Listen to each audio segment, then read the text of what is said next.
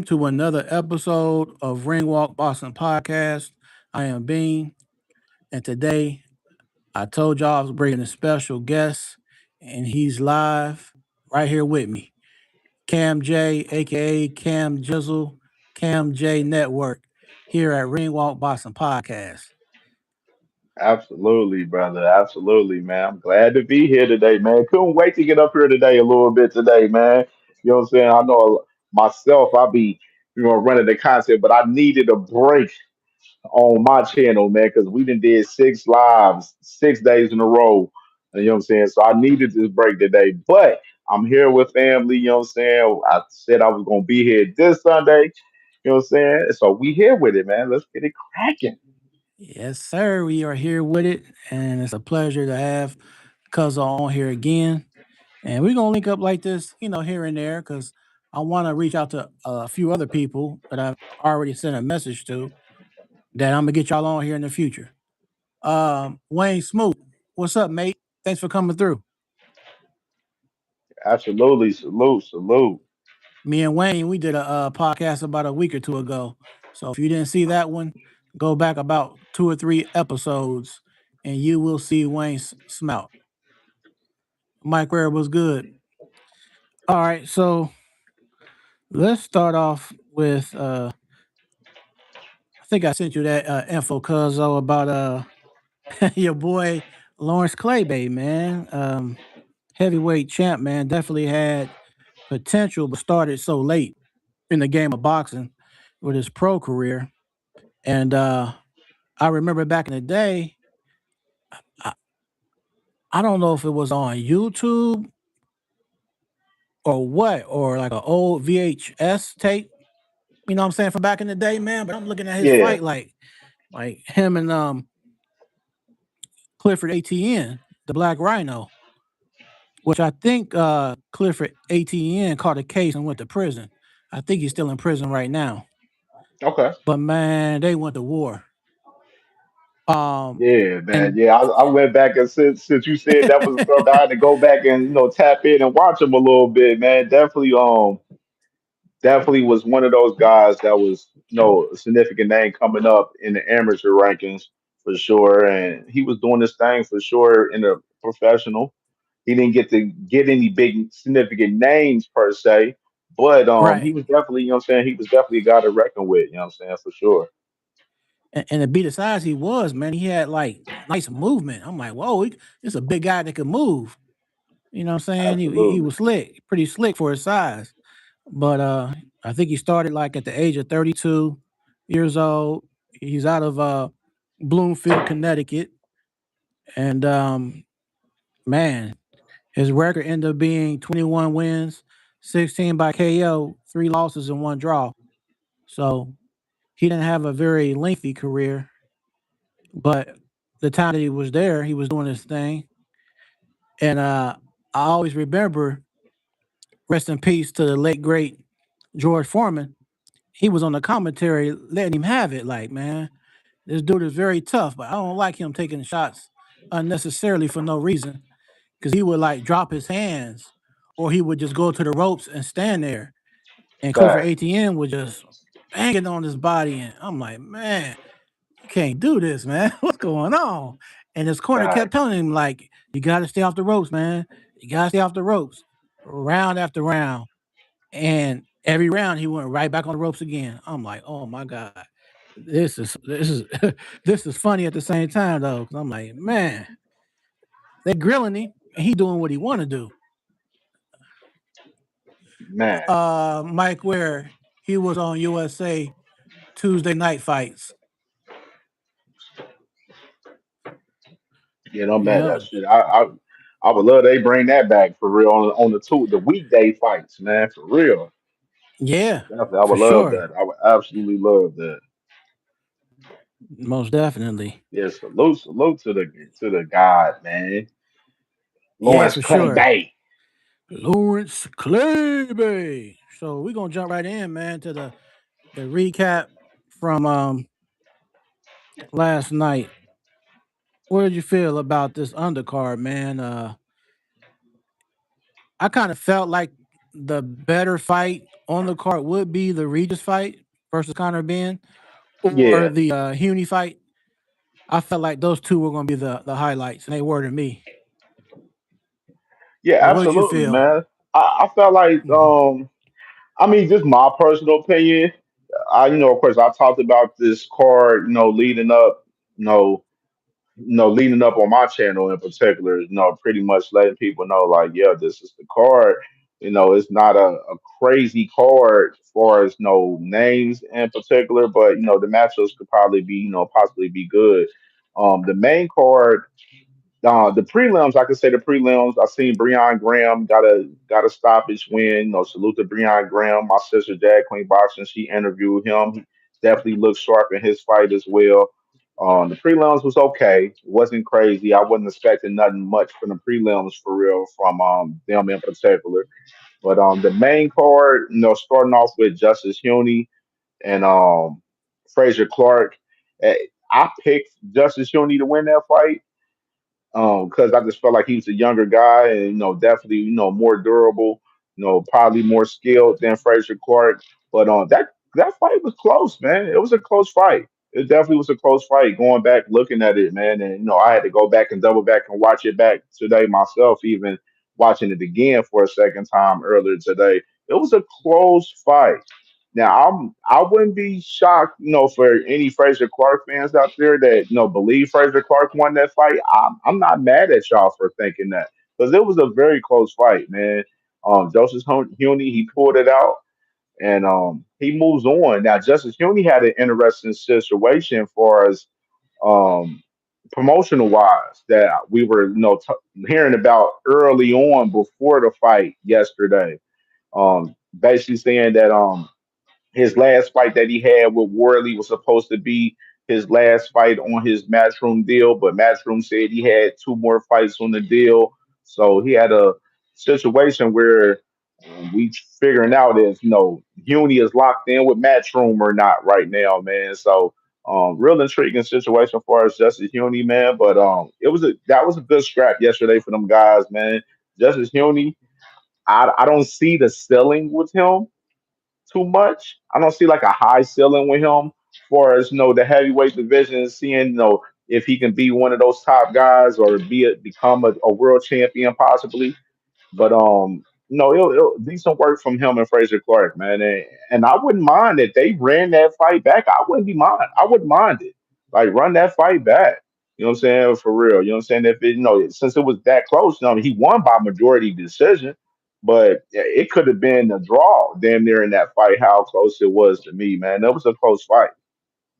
Yeah, yeah, and I mean, from my eyes now, I'm not sure if this is the case or not, but looking at Big Frage, it looked like he had slimmed down just a little bit, but I Yeah, didn't. definitely. Yeah, He definitely looked slim. He looked more slim yesterday than than he was, what I'm saying, in previous fights that we've seen. yeah, yeah. So he like he was really in tip top shape and ready for that fight. So I mean, yeah, he definitely did his thing. It wasn't like he was even though he lost, ain't no reason to hang his head down about it because, like you said, it was a tight fight, and that goes back to it. Me and my guy Bob from Canada's boxing channel. It's like every fight that has a decision, every fight is not a robbery.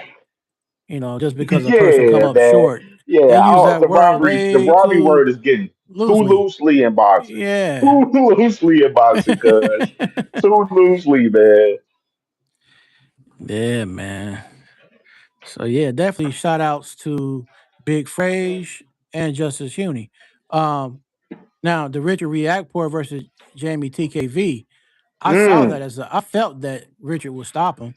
But some people thought that TKV would be yeah. able to, you know, be durable enough to make it to the final bell. Yeah, what you think about the fight? How you think Richard looked? He looked pretty good.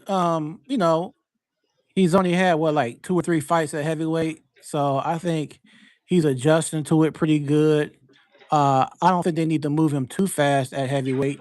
I know at Yeah. the end he was talking about he's ready for the top dogs. I'm thinking like, hold on, bro, you might not want to Yeah, jump gotta that. slow You know what I mean? down That now. yeah, slow down for a second, bro, because get used to it. I mean, there's only a few exceptional people that came from cruiserweight, like a Holyfield or a Usyk, and I just don't think that he can move as fast as they did. I think he needs to take his time, you know, Absolutely. at the Absolutely. heavyweight. I like what I seen from Richard. I picked him in the fight yesterday as well. Um, Definitely the fight was built for him to win, in my personal opinion. I can say that. You know what I'm saying? It Right. was built for him to win, but I was just looking at the other guy, Shiz. Sorry, I be jacking these names up, man. So all you can Right. say is that we can just go call him Jamie because I seen it was Jamie. And that Jamie, you know what I'm saying? The guy Jamie that Richard fought, man.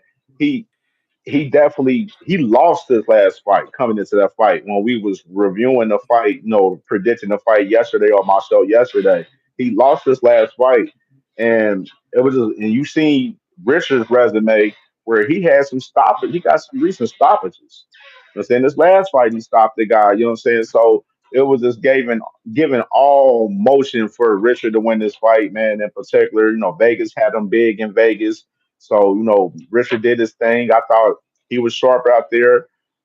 Went for the kill. You know what I'm saying? When he seen blood, he went for the finish and did his thing, man. And definitely excited for to see what's next for him. I know definitely like you mentioned, for as him being a guy coming up from cruiserweight and coming up fighting a heavyweight, you know what I'm saying, it's a little different. You know what I'm saying? There's some guys out there, man, that, it's some matches up there for Richard that, he can definitely make some big money on for sure, man. I'm not gonna say he's not a world champion type of guy at heavyweight. I don't know. But you know what I'm saying? We need to see him in the ring with some more, deeper in depth competition. You know what I'm saying? For us to see a lot more from him a little bit. That's what I would say from him right now, currently, though. But I like what I seen from him yesterday. He definitely was solid. Solid, man. Definitely. Fifth round Hmm. stoppage, too, by the way. Fifth round. Got him out of there For, early. for sure, for sure. So now that I think about it, something just came to mind. I want to know what you think. What would you think about Richard Riakporhe versus Moses and Tuma? Uh, I like that fight for Moses. I like that fight. I definitely do. It'll be interesting style wise for Moses. It'll definitely give Moses some more rounds. I don't think Moses will walk through him like he's done in his last two fights. You know what I'm saying? I don't think it'll be a easy fight for Moses, but I love that fight. I love that fight for him. But right now, I know the conversation with Moses is more, possibly Herkovic after this, Dave Allen fight possibly. So, that's most likely, the move for Atuma next, most likely, for what I'm seeing. And I know the WBO they did mandate Moses Atuma to be the mandatory and become the guy that's going to fight the winner of that fight between Worley and Dubois coming up May 9th. But I think Queensberry probably going to have him get some more rounds in with another guy, and I think the guy will probably be Herkovic if Herkovic gets that win. If he gets that win over Dave Allen, we'll probably see Moses Atuma with Herkovic next, which is that's the fight I kind of lined up myself just looking at the rankings a while back, months ago. Like I think that'd be a perfect fight for Moses Atuma. But Richard though with Moses, I love that fight too though. I love that fight. I have to see where Richard is at in the rankings at heavyweight and see, see how that gauge out. See if he's ranked in the WBO and WBA because Moses, he's number one in the WBO and the WBA. So, I mean, I wonder where Richard is ranked right now in the rankings right now. I have to go check that real quick. I definitely want to see. I want to see where Richard at right there because I Right, like right. That's Richard. a I like great. him. I do too. Yeah, He's making himself a more significant name in the heavyweight division. You know what I mean? For sure. for sure, for sure. Yep, I definitely agree. Because I had my eye on him a while back. I'm like, okay, let me start checking out what this guy, this Richard guy about. I'm like, okay, okay, pretty nice, pretty nice. And like he had stated, he had sparred with Martin Bacoli just to get it acclimated to how a heavyweight hits. So So he's Richard, getting that Richard, good I'm work looking at the in. rankings now. He's Mhm. number 12 in the WBO. Now, Oh, okay, okay. so he's number 12 in the WBO. Of course, Atoma, coming off the fight with coming off Who his was he? last fight. That's what he fought. Who was that? Jermaine Franklin. Jermaine Franklin, right Hmm. there, you know. I'm saying salute to my brother T Hill in the building, man. It's my T brother Hill, T Hill, man. Us family, man. My commissioner, T man, on the Heezy. channel. My brother, What's going you know what I'm on? saying? Yeah, no, with Moses beating the no Franklin, he's number 15 in the WBO. So I mean, it's just like, it would make sense if since Richard is 12th, I'm pretty sure when the IBS, well, I mean when the WBO they update their rankings, they push them up in the rankings for sure. So said I wouldn't mind to see that fight if they don't get the Hercules fight. You know what I'm saying? That'll be a fight that'll really give Moses some rounds, and it'll be a big fight for the UK too. You know what I'm saying? I think the UK will Hey, pop out yeah, crazy for that fight. They'll yeah, they pop out big would. time for that one. You feel me? So definitely, man, I would love to see that fight for sure. Yeah, absolutely. Shout outs to my cousin Dee Dee. I appreciate you, cuzzo. Salute, Um, Didi. That's salute, sis. Escada, what's going on, mate? Thanks for coming through. You said great performance by Entuma is just devastating. Yeah, he Yeah, yeah. Tuma different, man. He different, bro. He definitely different. He built different, man. He built different. That just remind yeah. me, man. I was texting my guy Joshua Edwards last night from Houston, heavyweight Mhm. that's with Golden H Boy. Town. And yes, Yeah. I gotta text him back, man, because he wrote me back just there recently, man. So I gotta make sure I write him back, man, see what's up, because I know he got a fight coming up probably soon too. So definitely, man, definitely tune into my guy Joshua Edwards, man, heavyweight prospect from Golden Boy out of Houston, Texas. He's amazing, man. He's amazing. The last fight he didn't get the stoppage in this last He didn't fight get the that they stoppage. had. Yeah, I remember You know what that. I'm saying? I Yeah. know people kind of salty at that. They looking like, man, he ain't the guy and stuff like that. I don't know what, man. These fans is just so wishy washy, dog, in Yeah. boxing, bro. Yeah. Like they Yeah. so wishy Yeah. washy. This is Yeah. like, I'm like, yo, you're gonna have a fight where you don't get a stoppage, but like literally his Yep. first 5 fights, he stopped those guys. You know what I'm saying? So no, he going into a 7 fight, man. Salute to Joshua Edwards, man, my guy out of Houston, Texas, man, my guy. Absolutely. Shout outs to Josh Edwards, H The Town. Rocket, the Rocket, Um, Rich great Talmadge. Shout pedigree in the outs amateur. to Rich Talmadge. Rich Talmadge used to be a boxer. Shout outs to Rich out of Illinois. You said podcast is a top 10 and all for the boxing, the love and aspects pertain to current events. Don't miss this. Hey man, respect. I appreciate the love, man. That's real. That's solid. That's real solid. Thanks. Absolutely.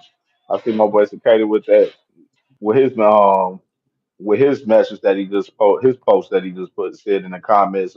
Said a friend put me on to Edwards. Like him, he could be the next American great. Very interesting prospect. Absolutely, definitely could be a real interesting. He's a real interesting prospect for the heavyweights. Of course, we got we don't have that many of them because a lot of the heavyweights, the guys that has the size to be heavyweights, they playing football and basketball right now. Hmm. So that's just about a lot of the guys that we want to be heavyweights in boxing right now in America, they are playing football and basketball right now. That's just the truth of the matter right now, man. So I mean, the ones that we got, like Jared Anderson, of course, he got the one loss to Bacoli.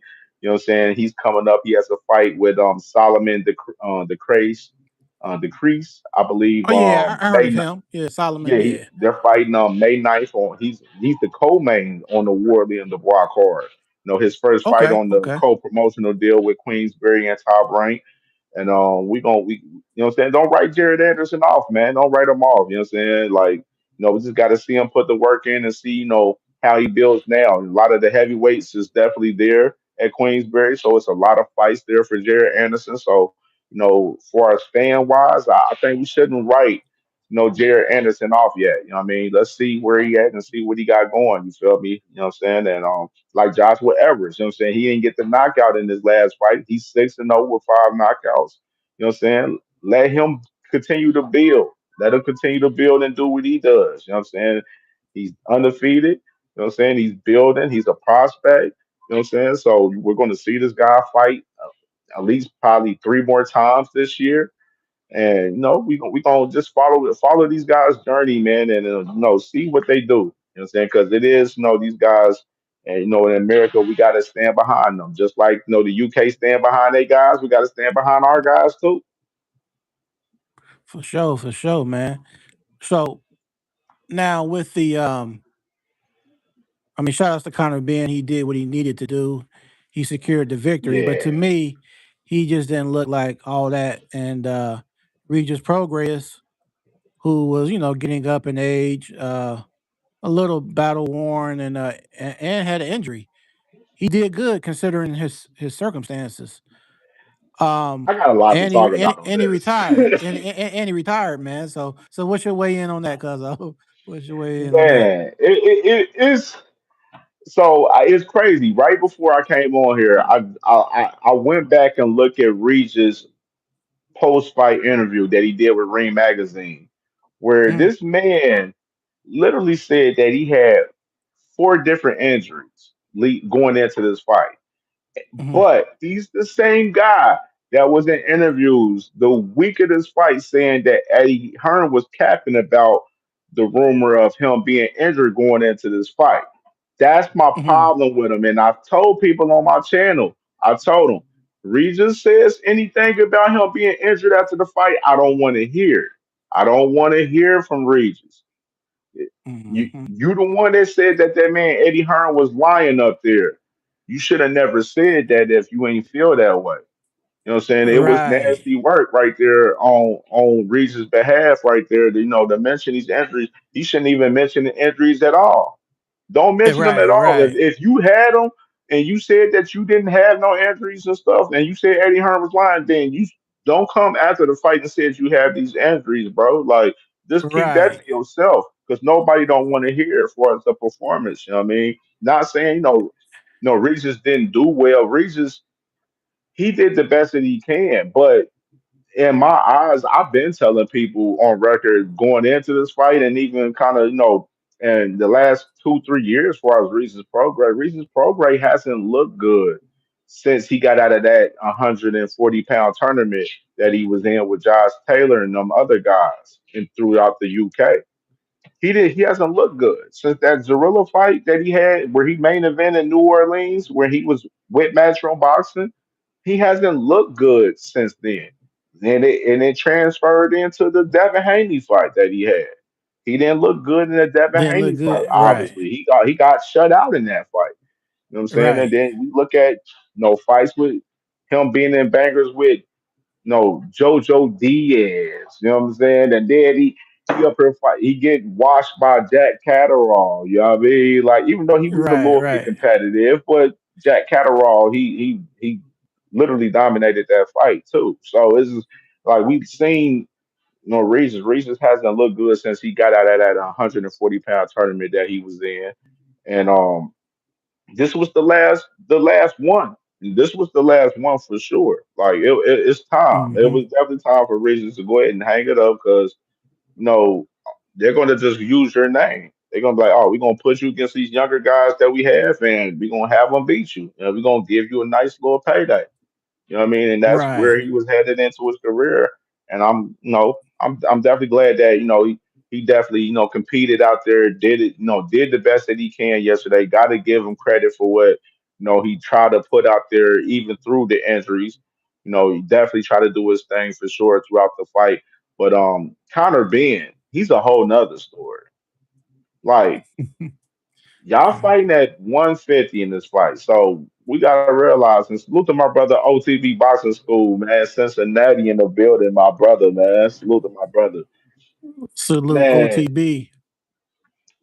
I was sitting there looking at reasons in this fight. I'm like, what's up? Like, I'm looking at Regis and Conor Ben. I'm looking at Conor Ben. I'm like, Conor Ben, you letting Regis hit you with multiple shots in this fight. You allowed the fight to be a little bit competitive early on. Regis won a couple of early rounds in this fight, and Hmm. Conor Ben, it was just like when you watch Conor Ben, like I'm not a big Conor, I'm not a Conor Ben fan. You know what I'm saying? In particular, as far as his style of fighting, you know what I'm saying? And I think I see through with Conor Ben. Conor Ben is, he's wishy washy to me. You know what I'm saying? He a wishy washy fighter. He all over the place. Far as Mhm. outside of the ring and in the ring, he's all over the place. He's very wishy washy.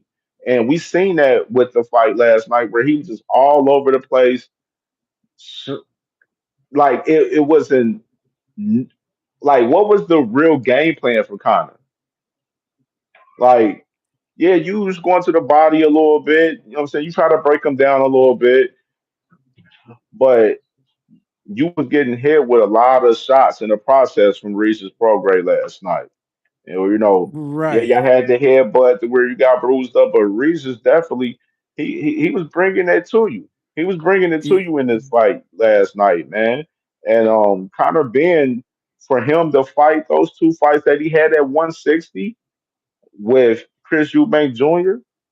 and now you go down to 150 and fight, you ain't look good at 150. And then we talked about it with him on the scale, you know what I'm saying, going into this fight, weighing in at 149.6. He talking about he thinks he can still make 147, which is very intriguing to me. You know what I'm saying? Because Mhm. I think you didn't look your best moving down. Like a guy like Conor Ben probably should have been moved down and fought at 154, 160. But then remember, this fight was a Zuffa fight for him. This is his one fight for 15 million. You know what I'm saying? Where I just seen the little Instagram with him. This man got a couple of cars off that 15 mil and everything. He cashing Yeah. out Yeah. already. Yeah. Already. Yeah. Already. Yeah. He ain't Yeah. even Yeah. playing no games. So it's just Yeah. looking with Conor Ben, this is like Mhm. I know he is the mandatory for the WBC. He is the number one contender in the WBC. So he does have the right to fight Ryan Garcia. That was only one fight for as the deal with him and Zuffa. So he is officially a free agent right now. So he can go and fight wherever he please.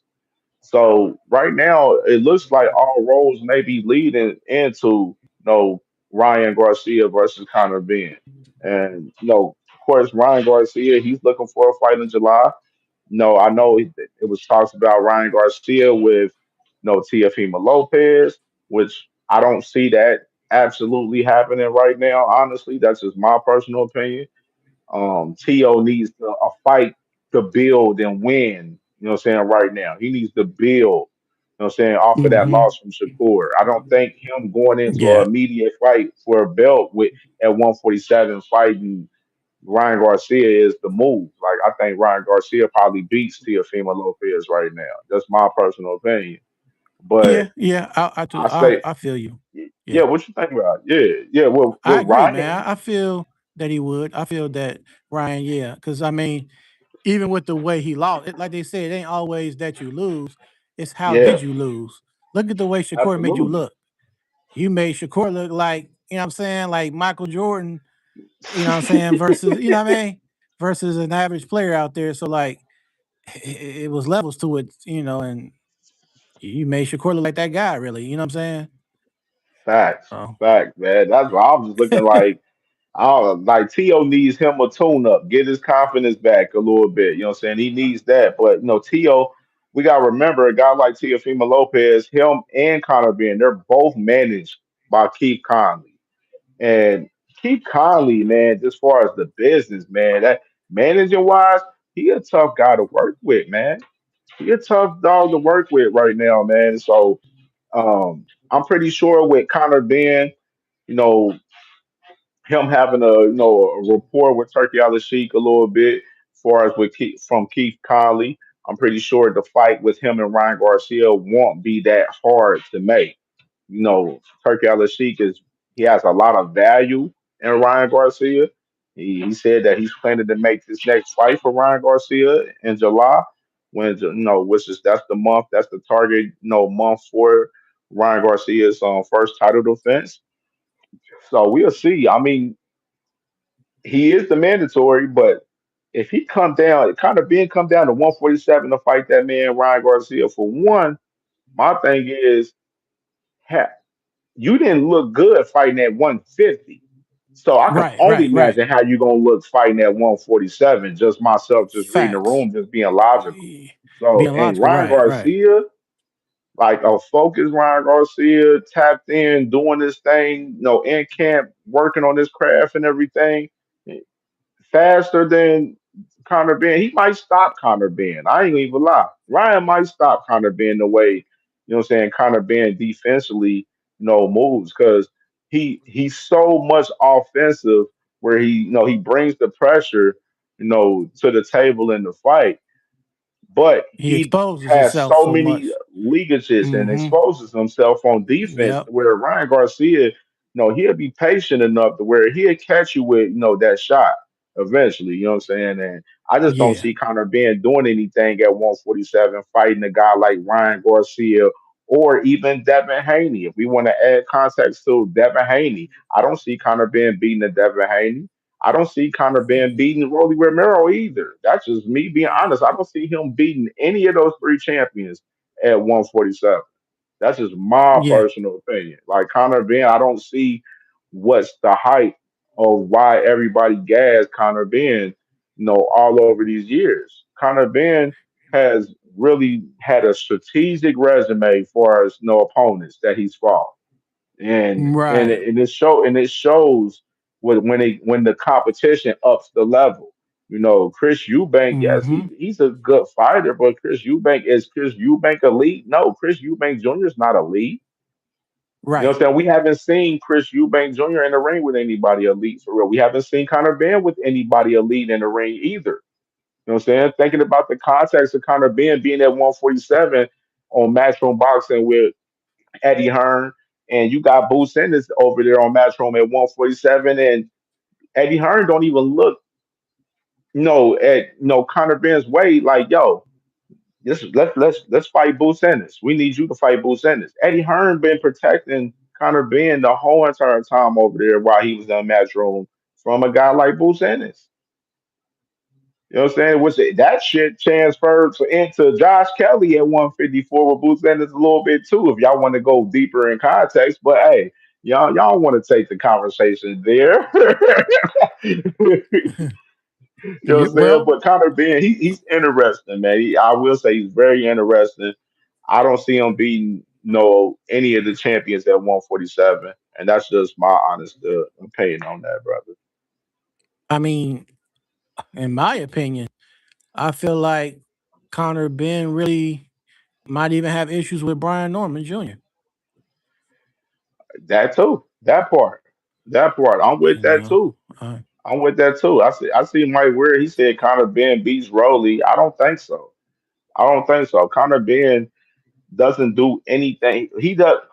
He don't do anything special. He don't have no power for real. You know what I'm saying? He hmm looked better at 160 fighting Chris Eubank than he did moving down. Like we just gotta read the room with some of these situations with some of these fighters, bro. Like Conor Ben and didn't look good in the fight yesterday with Regis Prograis. You know what I'm saying? We expected Conor Ben to stop Regis Prograis yesterday, and he couldn't even stop mhm, Regis yesterday. right. And just to piggyback off of that, when you fought you back in the second fight, come on, y'all. Let's just keep it real. We don't like to make excuses, but let's call a spade a spade. He looked weight drained. Yeah, So you didn't even beat the best yeah, version of Eubanks when you beat him. So come on. I don't really see what's absolutely. so Chris special Eubank about him. Jr. had no business fighting Conor Ben at 160 for the rematch. He had no business. He killed himself in the first fight Exactly. at 160. So it was, and I told people when they locked the rematch in, I was like, this fight, it doesn't make no sense. Like, why Chris Eubank Jr. is running this fight back? Like, you won the fight, move on. Let's see you try to fight some of these other guys at 160, man, that's champion and stuff. Let's see you make moves up that. But he didn't want to do that. He wanted to stay fighting this whole legendary family feud fight with Conor Ben, which he ended up getting his ass whooped in this rematch for that fight. You know what I'm saying? And that was a drain. Chris Eubank Jr. We can't sit there and lie about that. Chris Eubank Jr. was completely drained, but in both of those fights, if you want to be honest, he looked better in the first fight than the second fight. But Yep. Conor Ben had a full advantage in that rematch. You know what I'm saying? Because Chris Eubank Jr. was totally drained. And what confused me about Chris Eubank Jr. was he was recently in negotiations with Edgar Berlanga, and they were talking about fighting. Edgar Berlanga wanted to fight at 168. Chris Eubank Jr. wanted the damn fight at a catch weight at 164. We just seen you killed yourself at 160 in these last two fights, and you want to catch weight at 164? Come on, make Right. this make Right. sense. Yeah, you should Like, be at come on, Chris 168, Eubank Jr. 160, is wild. 68, 168, and that's where you should be. Absolutely. I mean, yeah, it's just some irrational things that people be doing. You be like, man, make it make sense. Like, what is you doing? What is you doing? Look at yourself in the mirror and say, what am I really doing? You know, and hold on one second, y'all. In the chat, I got all of y'all. I'm gonna read these chats, but there's something I want to talk about since Cam J had brought something to my attention. And this is right before we jump into the main event of Fury and Makhmadov. But like talk about the injury situation with Regis Prograis, for him to have said what he had said, but then come back and say he was injured. It kind of took me back to a conversation that Greg Hackett had on Mill City, and he was saying at the end of the day, he was just speaking in general. So whether you call it a injury situation or a person somewhat had ring rust, because people brought up Boots Ennis and they were Right. like, well, he beat Stanionis and Stanionis, whoop de whoop whoop de whoop, you know what I mean? Situation. He ain't been in there for a little bit. So like Greg Hackett said, like when you step into that ring, you are there to produce. Once you step into that ring, that square circle, you are there to produce. Facts. You know, a person might have been, like you said, a person could have not had the best sparring, but got a knockout in an actual fight. A person might have been in a certain situation where they had plenty enough sparring and did all the world work and all the preparations right, dotted all the I's, you know what I'm saying, crossed all the T's or whatever, and came up short and lost. So at the end of the day, once you step into that ring, your obligation is to produce. Facts, bro. That's facts. That's why I said I didn't care for him to give us any excuses about his injury because you told us in 4K that Eddie Hearn was lying when he was talking about your injury. So I took your word for it. So you talk about post fight interview, talk about you was injured. I don't want to hear it. I don't want to hear it, man. Go out and perform and do your best, man. Which is I felt like he did. You know what I'm saying? Even throughout all of that, I felt like Regis gave his all in the fight and did the best he could, but it wasn't enough. Regis, and just in my personal opinion, Regis is like a a, a C minus D plus type of fighter to me. Conor Ben is like a C plus fighter to me, C minus fighter to me. You know what I'm saying? I don't see a high ceiling on Conor Ben. I've never seen a high ceiling on Conor Ben either. So, reasons with the injury, excuse after the fight, not jacking it at all. You know what I'm saying? And I definitely appreciate, Reasons for giving it his all, in that fight, yesterday. You know what I'm saying? And, him return, hey, it's time. It's time, man. You know what I'm saying? We don't want to see him, continue to get beat by these younger guys because that's what they're gonna do. They're gonna put them against a whole bunch of younger guys. They're gonna be getting them whacked. Right, right, right, right. Yep. Yep. And it's no need. It's like, hey, you done did what you done did. You done been at your climax, at your peak. Go ahead and retire while your record don't look so bad. Cause ain't no sitting there getting all these, taking a whole lot of L's, and then your record just gonna look worse and worse. You Absolutely. know, it's really no reason for it. So I'm gonna read a couple of these. SK, you said I wasn't impressed by Ben. He was all right. Rich Talmadge, you said Jared Anderson is up and coming guy. Just wanted for him to break top 10. He was highly looked at in my area. Excited about his progress. Let's see where the dust settles. Absolutely, man. And I think with this fight with Solomon uh Dakers, we get to kind of see where he's at with it, with everything. Um, his last fight, I forget the name of his opponent. He looked okay. Jared looked okay, but I'm hoping that in this fight he steps it up. But I've been seeing him in those workout videos. He looks in very, very good shape. Even starting to see like a six pack trying to form. So Jared Anderson looks in Absolutely. really, really, really good shape. And he's from Absolutely. Ohio, from the state of Ohio, where we from. So shout outs to all the Ohio boxers. And whenever we talk about Ohio, it's only right to say Ohio runs boxing to our guy Marcus. Absolutely. Shout outs to him.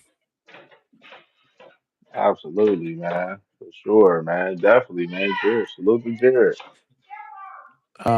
The avant garde. Hey man, salute. Thanks for coming through.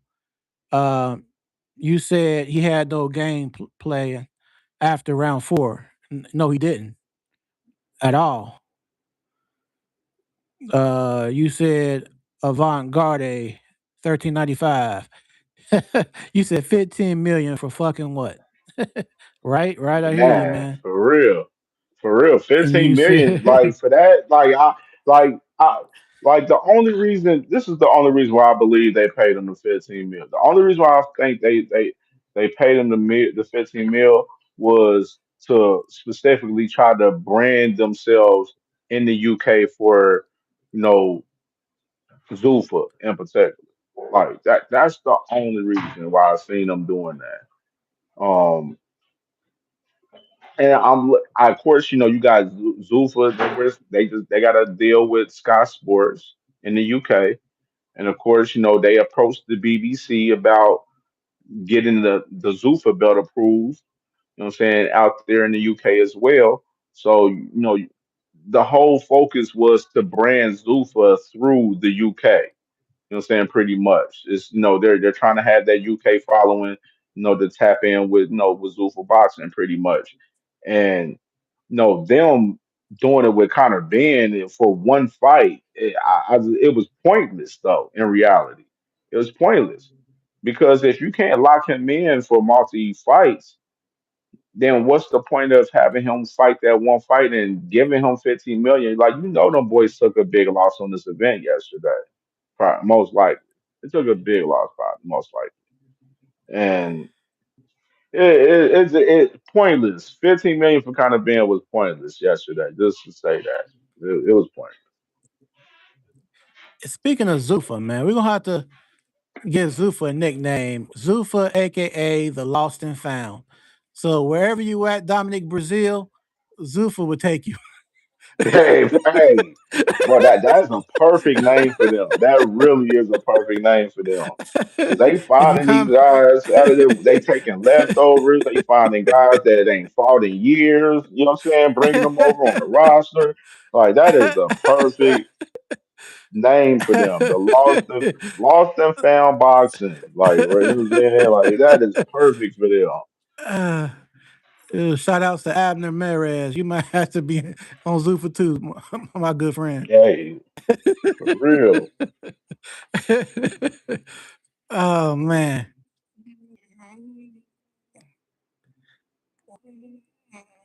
Where I gotta Mhm. address him. Salute to my brother T Hill in the building. That's my brother.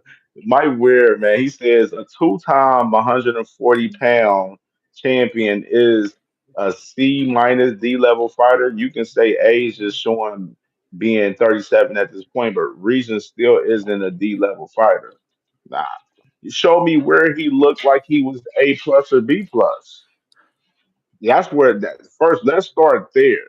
Let's start there for one. Then for two, just because a guy was a champion don't mean he was elite or he was one of these top tier guys in boxing, bro. We've seen it in several emphases. Like a guy like George Kambosos. worst undisputed champion of all time.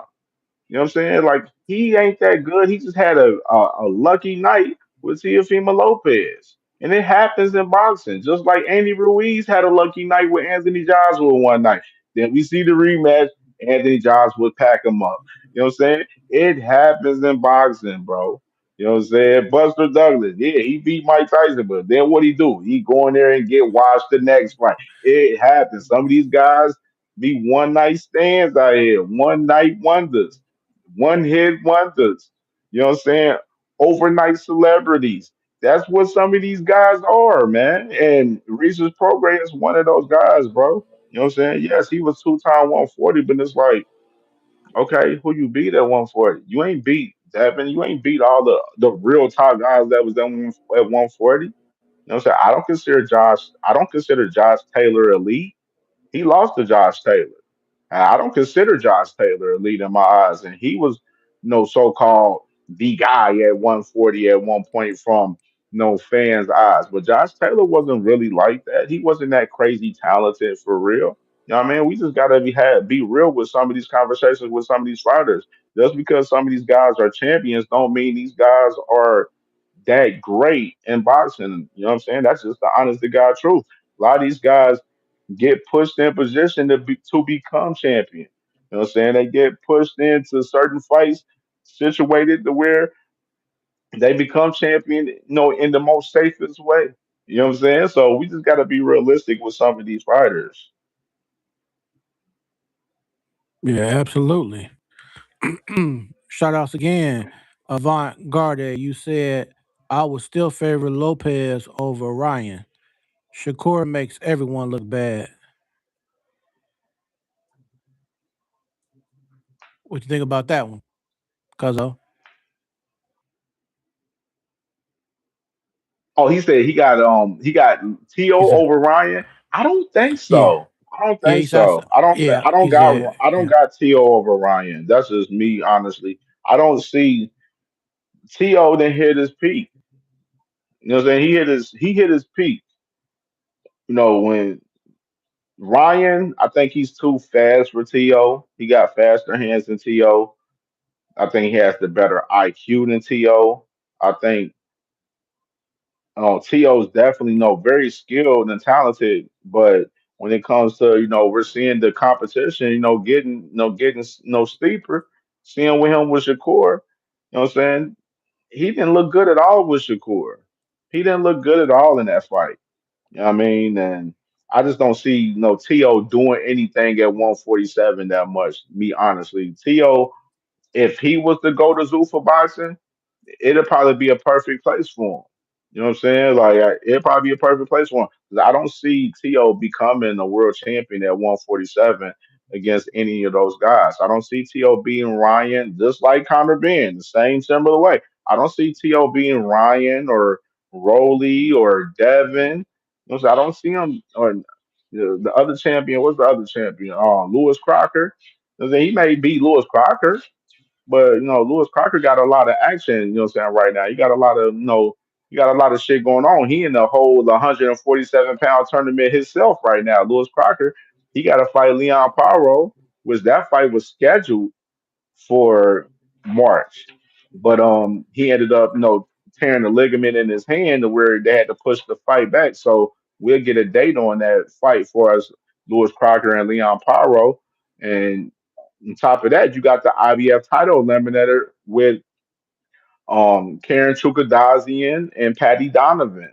Where the winner of that fight is going to fight the winner of Crocker and Paro. You know what I mean? So Lewis Crocker got a lot of work right now, that 147 right now, in particular. But I don't see To beating the three champions similar to Conor being for us, beating Ryan, Devin, or Rolly. I don't see To beating those three guys. That's just my personal opinion.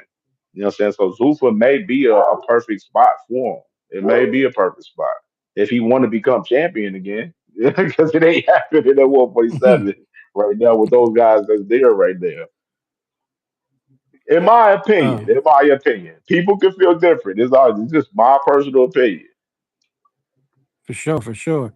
Rich Talmadge, you said Ben is a top 20 but he's struggling to break the mold.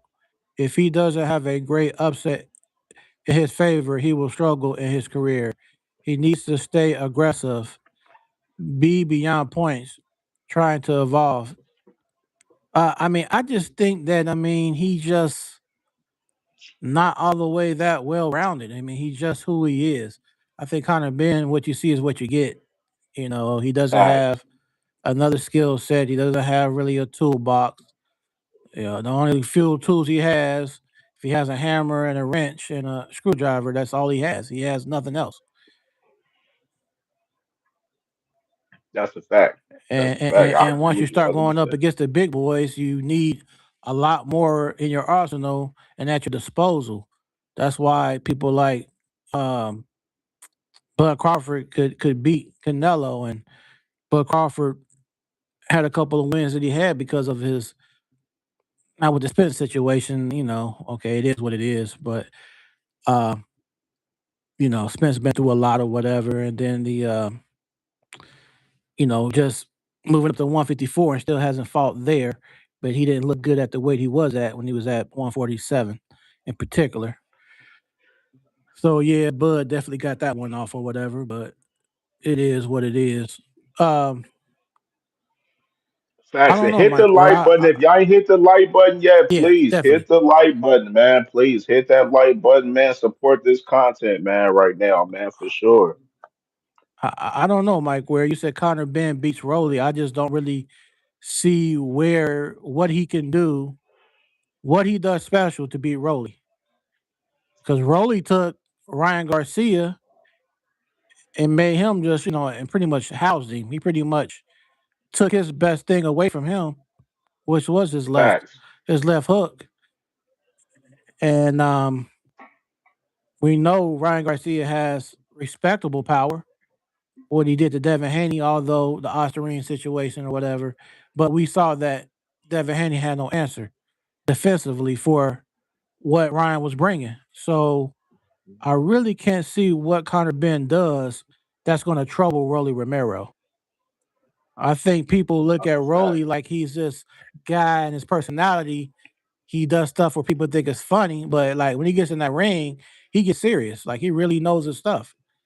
He has a level of ring IQ and ring generalship. Yes, Rolly has got better since no, he got rid of that trainer that he was with. Since Bullet. he's been Yeah, with, Bullet. yeah, Coach since he got Bullet. rid of Bullet, Yeah. he's looked better. You know what I'm saying? He's looked better since he's been with Ishmael Salas recent time. And so, you know what I'm saying? I got Rolly definitely over Conor Ben and Teofimo Lopez. Both of those guys. Both of those guys. And I don't see Tio or Conor Ben beating Rolly, Devin, or Ryan. I don't see it happening. They may do something with Lewis Crocker, but I don't see them doing anything with those other three champs at 147. SK, you said I can't stand Haney. Talented, but he's not for me. His old man kills it for me. Well, yeah, Bill Haney he does the most. He Yeah, definitely does the I most. agree 100%. I I agree 100%, man. Nose I hear Candy you, mate. Bill. I hear you, mate. Nose Candy Bill, man. He be on his bull, on his bull. He be on his BS, man. You can't Nose Candy Bill. A lot of people don't know it. That's how wild, bro, is. You know what I mean? From paying YouTube channels to cover Devin Haney and diminish other fighters. You know what I'm saying? Like it's a whole lot with those Candy Bill. Yeah, I mean, a whole lot that a lot of boxing fans don't understand. A lot of us on YouTube know, but a lot of boxing fans outside of YouTube don't understand a lot of the stuff that knows Candy Bill is involved in within boxing. Well, let's do this then. So, Rich Talmadge, Skada, Avant, um, T Hill, everybody that's on this thread. Let me ask y'all that question then. Mike Ware says Conor Ben beats Rolly Romero. Do y'all agree or disagree? Let us know in the chat room if y'all think that Conor Ben beats Rolly Romero. Rich, you said Ryan's Love will beat Connor in the will. Ben needs to have that drive to be above the rest. Right now, he's just talk, not action. Let's see how it plays out. But Ryan versus Ben would speak the truth. Oh yeah, it definitely will tell the story, and I definitely Definitely, feel definitely, that Ryan Garcia wins. In my opinion, I feel like he wins. I got Ryan on that one. definitely. That fight, we like a fight like that for Conor being fighting Ryan Garcia. It'll definitely tell all about Conor being. I mean, for sure. I agree 100% with that. Now, I will say this: Connor is younger than Mario Barrios, right? Isn't he younger than Mario Barrios? Yes, yes, But he is. I feel like we saw how Ryan showed a different dimension to his game when he fought Barrios. I think he can show with Connor Ben being somewhat a one-dimensional guy that has decent power, nothing crazy, and it is not defensively responsible. I definitely feel like Ryan Garcia could see a lot of areas to exploit and capitalize on. Absolutely. Man, boxing is chess. It's definitely chess. SK Absolutely. said he agreed with you, Cam J. He said, I totally agree. Wishy washy is a good analogy. And Avant, you said there's nothing special about Ben. Yeah, it ain't. It's nothing special. It's nothing special at all. Now we're speaking about his dad. That's a different story, but he's not nothing special. He's a far cry from his dad, Nigel. Um, Skata, he did some good body work. Only thing I'll say that was good by him. Mike Ware, Rolly, the only champ at 147 he beats. Regis has never been stopped. I thought Connor would beat him worse.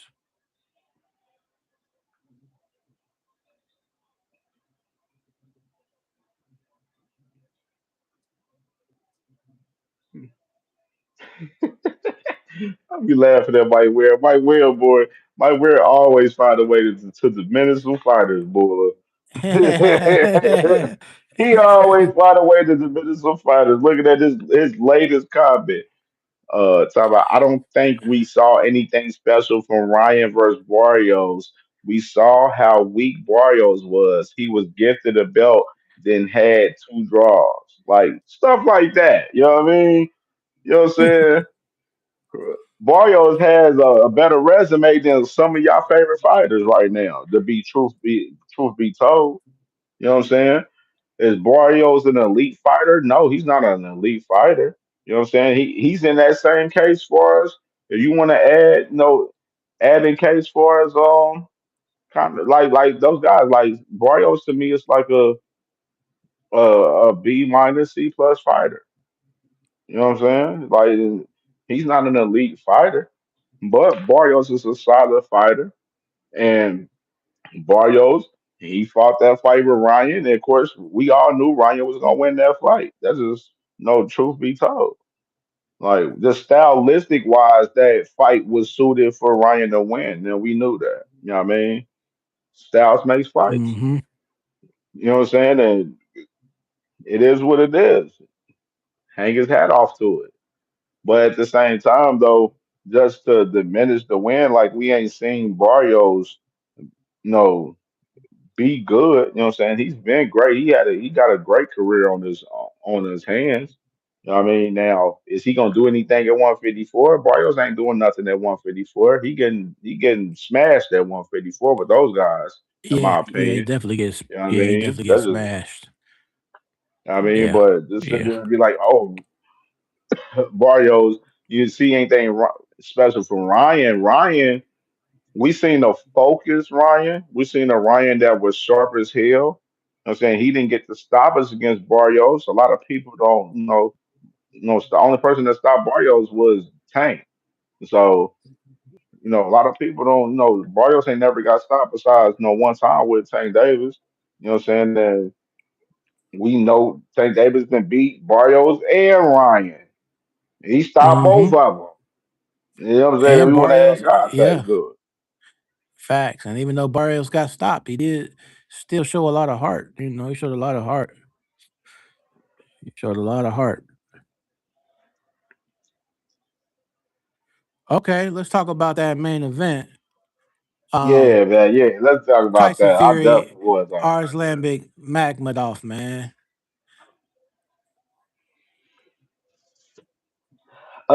Man, the fight was.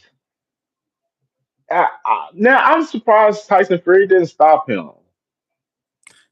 I felt the I same way, am. I ain't man. gonna lie. I will say that I am surprised he ain't stop him. For real, honestly, I thought it was opportunities he could have, but Tyson be playing around too much in the ring, man. At times, dog.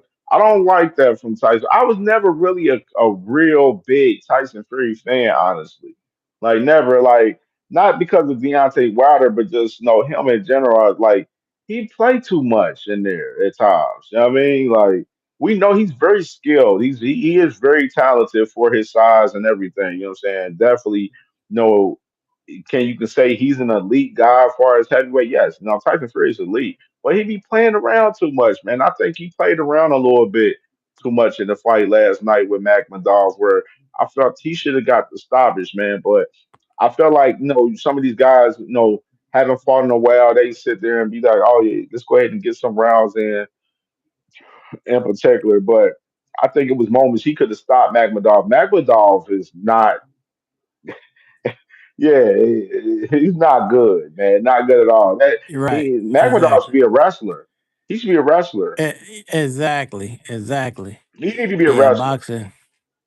Yeah, I'm Like like, I don't know man, what's up with the boxing wise. Like he want to wrestle more than box. facts. And Facts. Like Yeah, I'm like yeah, boxing Makhmadov. I'm not like, his nah, he thing. ain't it, man. This ain't it right here, man. The fight wasn't. The fight was cool for us. Tyson Fury he looked good in moments and everything. Did he give me confidence for us him beating AJ Clear? No, he didn't give me any confidence. No, for as the fight with him and Anthony Joshua in particular. That's just my opinion. I don't think he did anything that special in the fight that made me think like, oh yeah, he beats AJ Clear. Like I don't see it, but I mean, it will be an interesting fight. I think that fight is a 50-50 fight, no in particular right now. But I am intrigued with the post fight situation, man. What did you think about Tyson Fury's performance yesterday? It kind of played out like I thought it would. I told people it was going to be similar to that Dillian White, Vlad Klitschko type of flair. He's not going to really do like he did Wilder. He's not going to go front foot and trying to like hawk him down because he knows he's dealing with a powerful dude. Even though dude doesn't really have that type of boxing brain, but the fact that if he puts himself in a dangerous position to get hit by something that he may not see or whatever, kind of like he did with Ngannou, he's not going to risk that. He's not going to gamble. So I figured he's going to be like kind of on the back foot, kind of moving around the center of the ring, doing that kind of irky jerky style. Um, so Nice. he kind of did what I thought he would do, and I feel like if he fights AJ, he's going to fight a similar style. He's not going to be in the phone booth with AJ a whole lot because you're putting yourself in harm's way if you're right there for AJ to hit. You know what I'm saying? So he's going to want to move around. Now, AJ needs to cut off the ring. AJ needs to go to his body. But AJ does have a lot more in his arsenal as far as he throws a mean uppercut. So in those close quarters, in those clinches, slip that uppercut in there. AJ has a mean hook.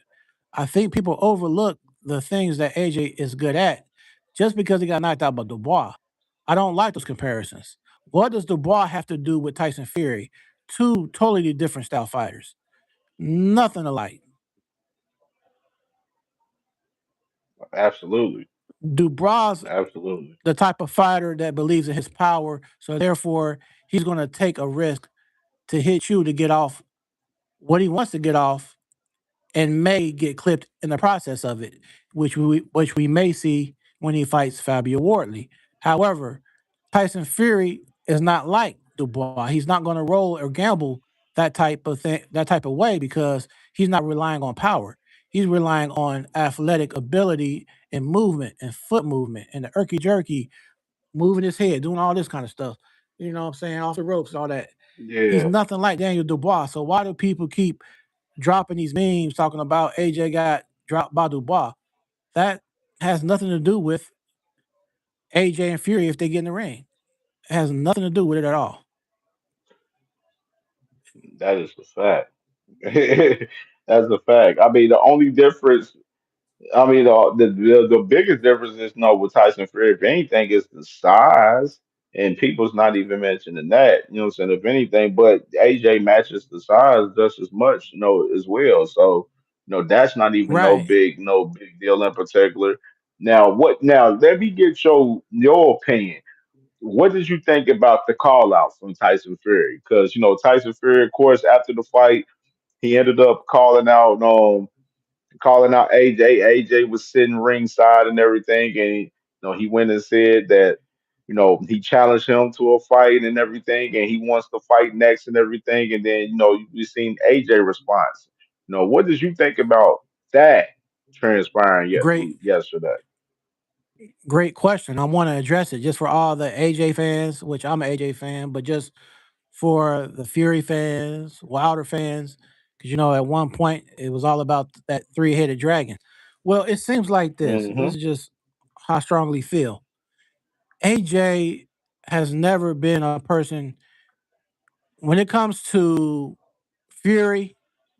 He's definitely a social type of guy to where he'll be on different interviews. Wilder, he can kind of be on interviews, but then sometimes Wilder kind of wants to be out the way somewhat.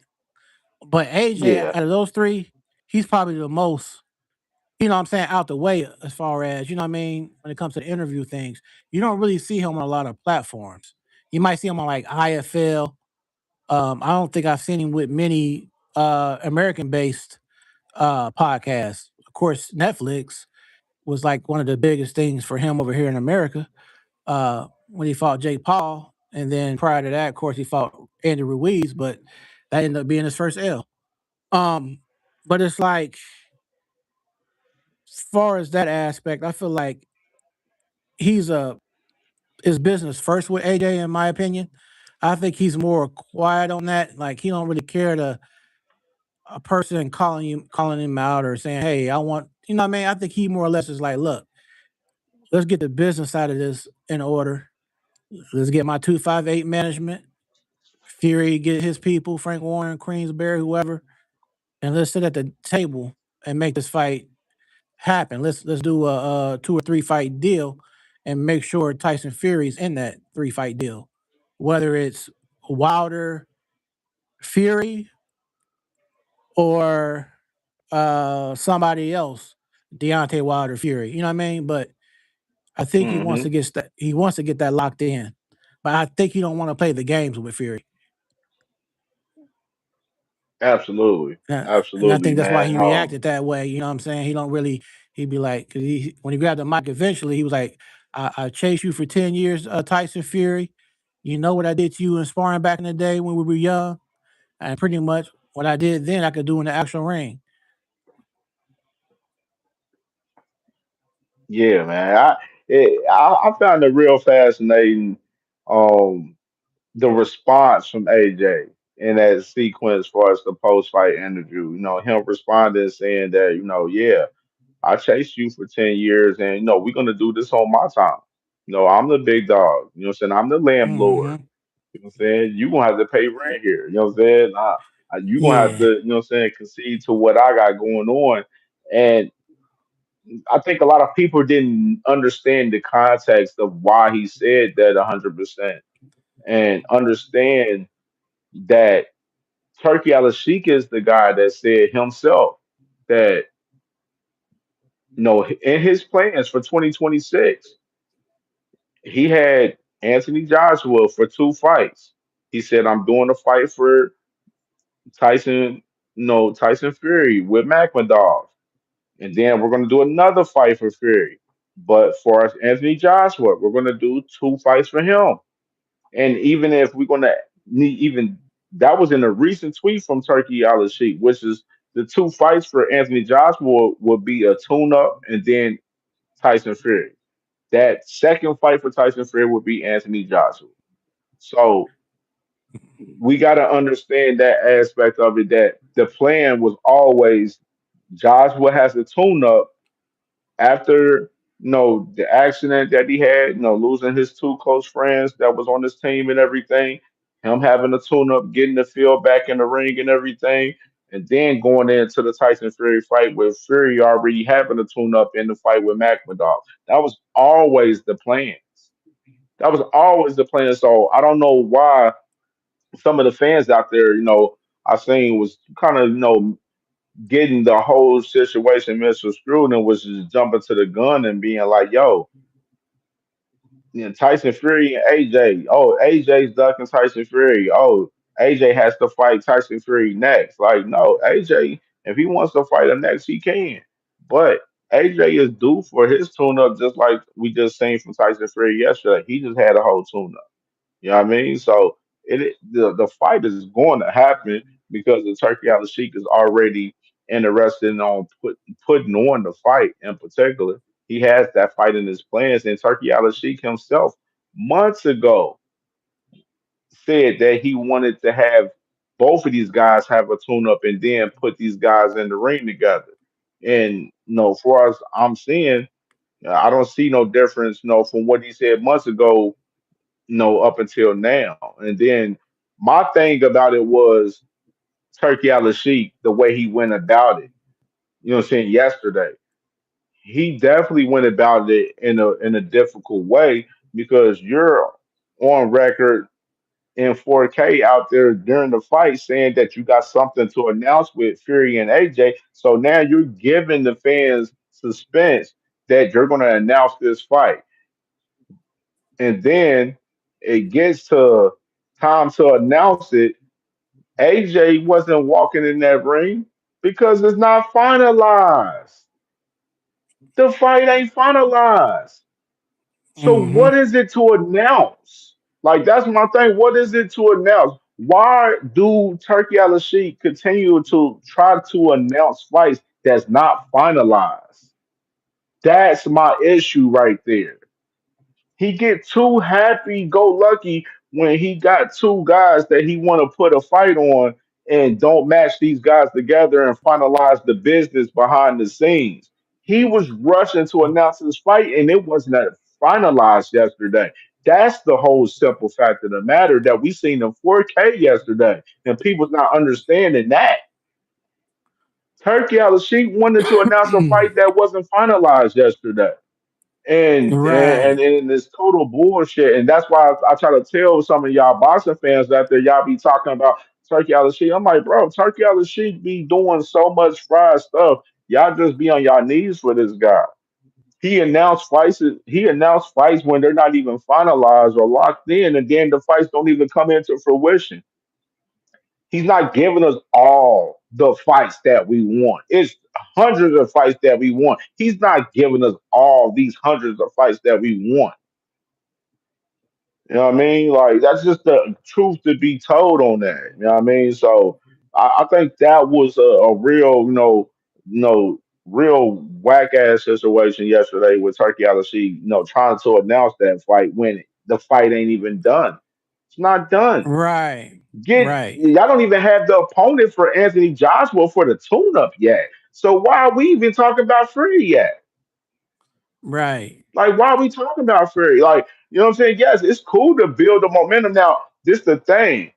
Now, if you had the tune up ready, and then you had the date, venue, and everything locked in for a Tyson Fury fight, then you announced the fight. You didn't have Mm-hmm.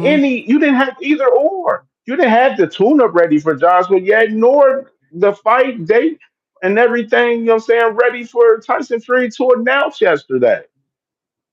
Like that's not good business right there. That's not good business. That's just not good business.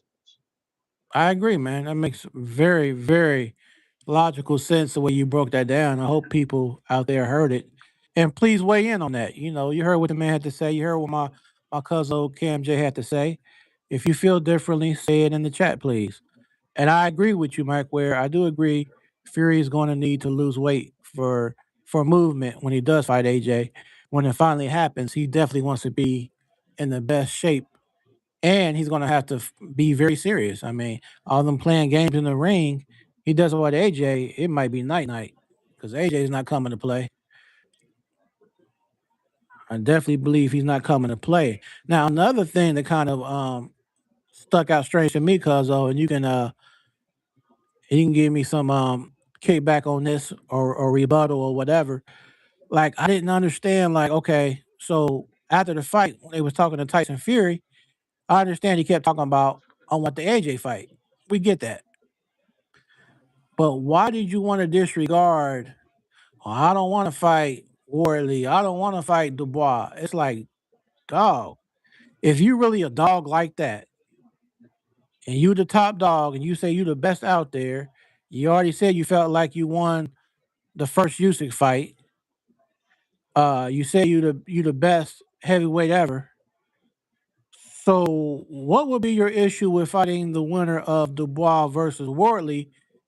In the meantime, because Wardley got the belt, so if Dubois gets the strap, or if Wardley, what I'm saying, retains that strap, why not go for the title shot?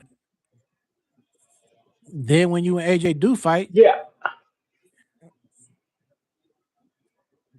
yeah. I mean, it's just I like now. Now, this my thing for is that the only reason why I can understand what he said for us in the post fight interview for us him not wanting to fight the younger guys and him wanting to fight, Usyk and fight, Joshua and stuff, is because me myself, I personally feel that, at where they're at, that trio, Wilder, Joshua, Fury, they should be mixing it up with each other. Kind of similar to, the guys, the older guys at 154, what I'm saying? Like, Jamel Charlo and Earl Spence, Keith Thurman, those guys should be mixing it up with each other at 154. They shouldn't be fighting those younger guys at 154. You know what I'm saying? That's just my personal opinion. So I understood Tyson Fury where he had a stance where, like, no, I'm not looking to try to get the titles and everything. I want to, make these matchups with some of these guys, that's around my era. Which is no, I can understand that in that perspective. You know what I'm saying? Because I think he knows fighting a guy like Moses Atuma, he gonna lose to him probably. He knows it. well, not You know what I'm Moses. I saying? know that. Yeah, I get that. Yeah, I definitely get Moses. But I'm Moses like, and why is even Dubois such Wardley, a it's a possible chance he could lose to Wardley probably. You know what I'm saying? It's a right? possibility.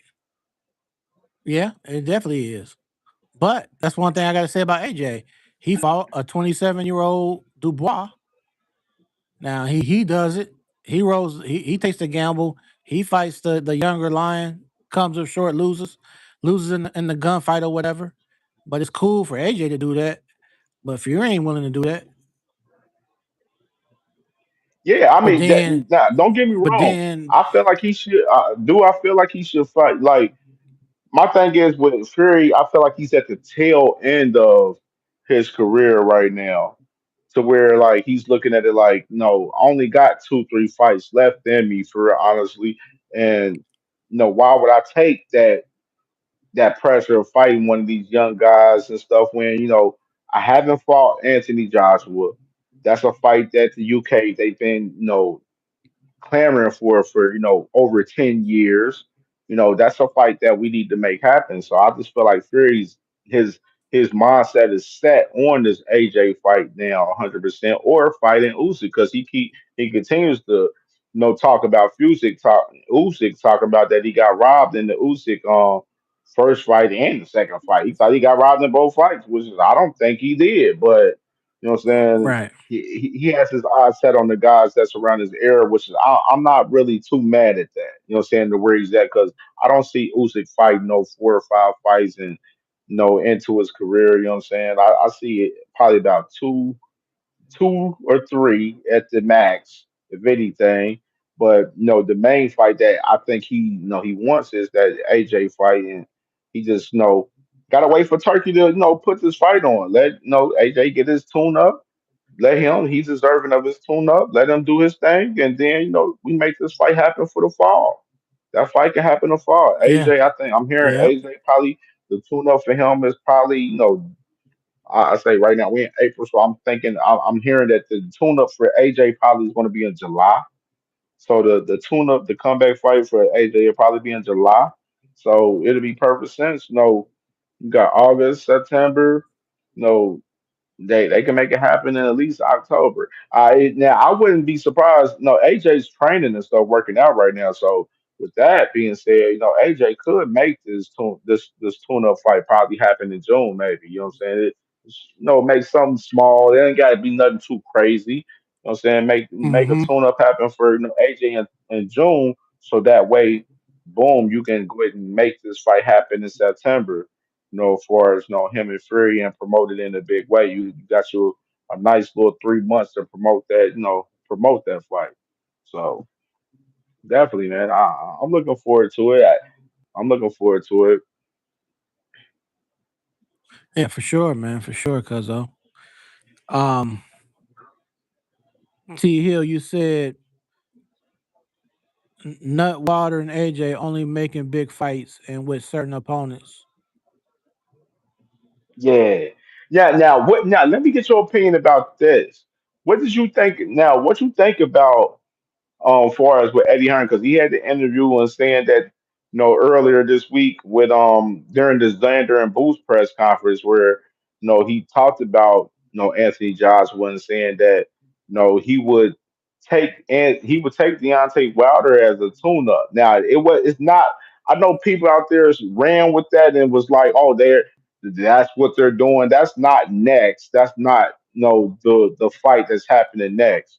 You know what I'm saying? Mm. He was just figuratively speaking, like yes, he would love to take Wilder as a they think take Wilder and then go with Anthony Joshua, but that's not the fight next. So what did you think about them looking at Wilder as a tune up before the Fury fight?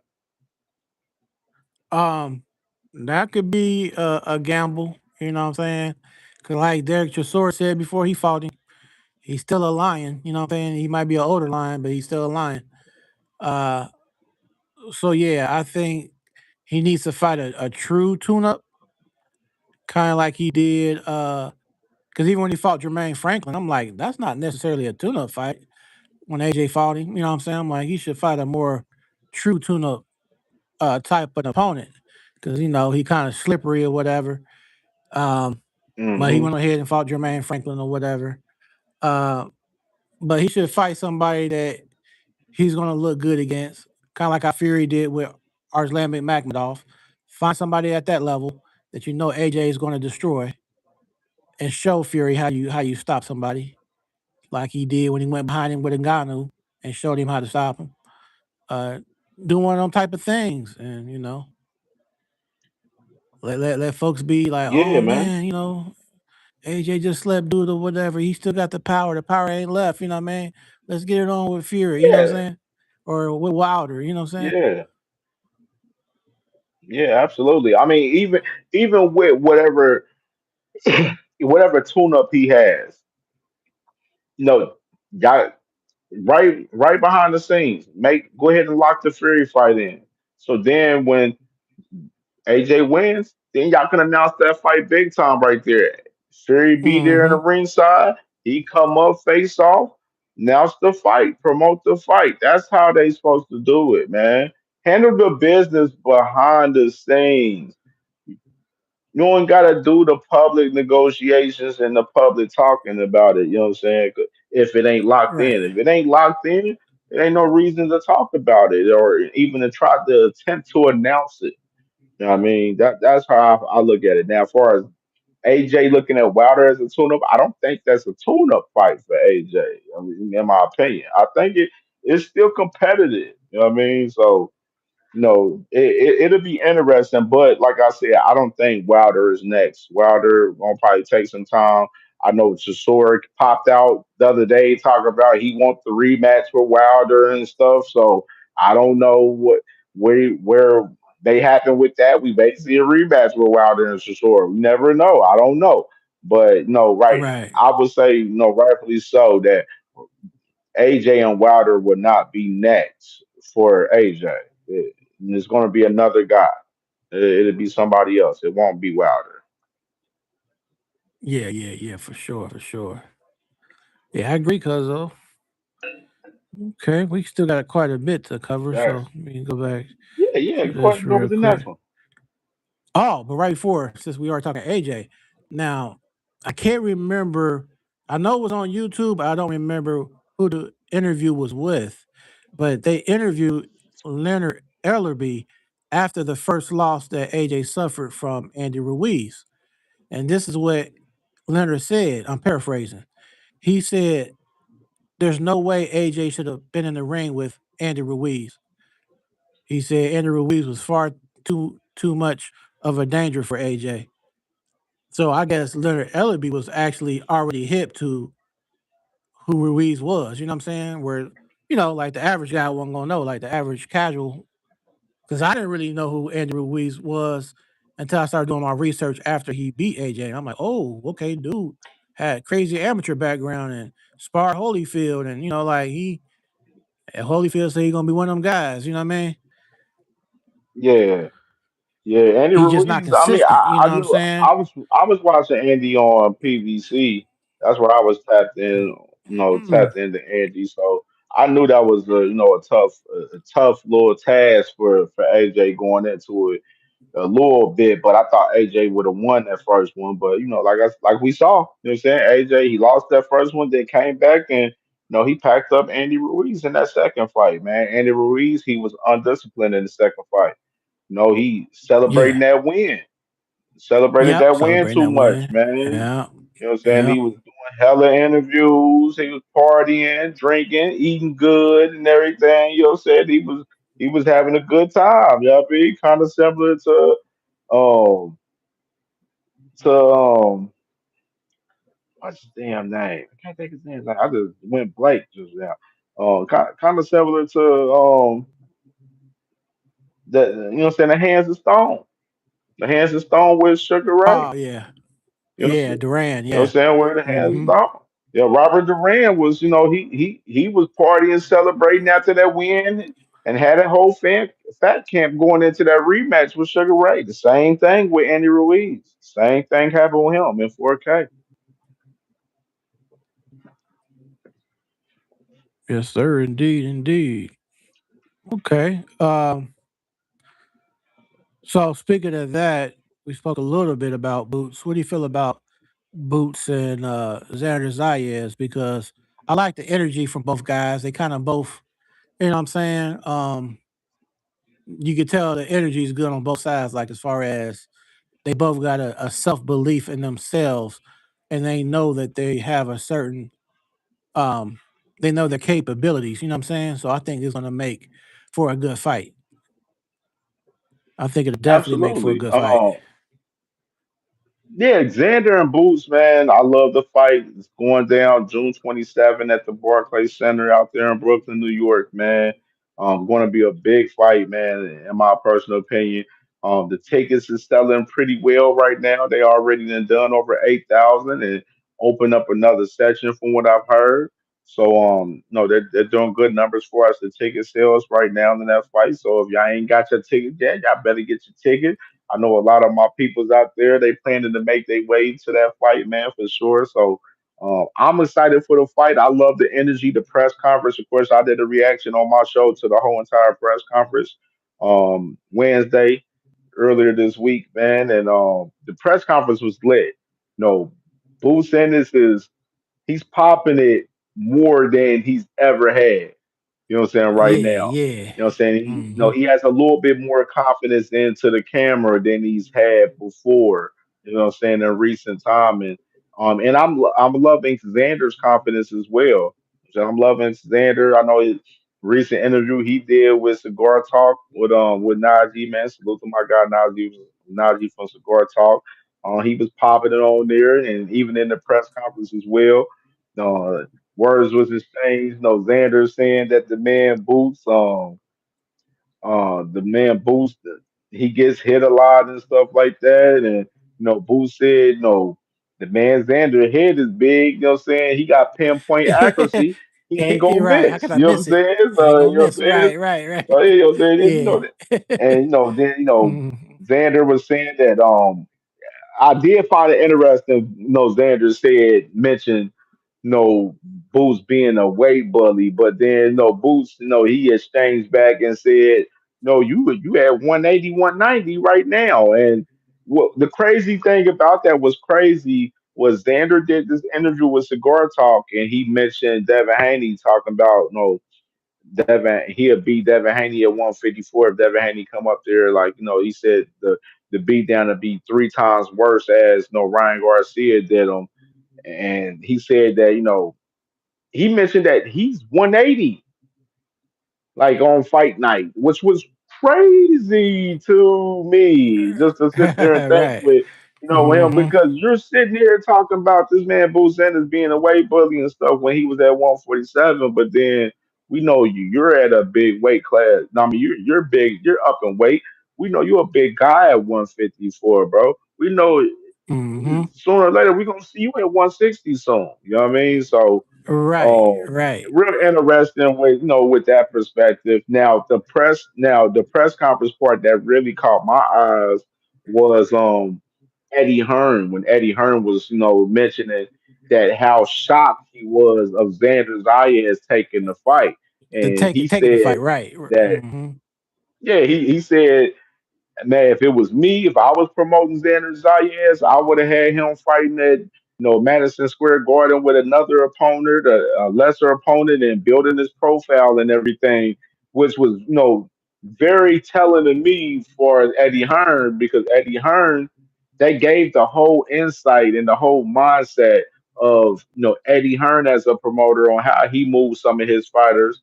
And some of the other promoters has the same mindset as well. You know what I'm saying? For us moving their fighters carefully, through the rankings as a champion, etc. I mean, that was a very Hmm. interesting perspective from Eddie Hearn when he mentioned that. And then Todd DeBuff, he followed up after Eddie Hearn said and agreed with him and said, yes, I probably would have did that plan too. You know what I'm saying? But Xander, we believe in. He tried to build the confidence back up in the process. And say that we believe in our guy Xander. Xander wanted this fight, so we're believing in our guy, and we're backing him and being behind him and everything. But that was crazy for Todd DeBuff from Top Rank to agree with him and pretty much say like, yeah, we didn't want this man Xander to have this fight. You know what I'm saying? We didn't want him to have this fight for real, but Xander pushed for this fight, so we allowed him to have this fight. Well, in 4K right there, which I thought was very interesting. What did you think about that, cuz?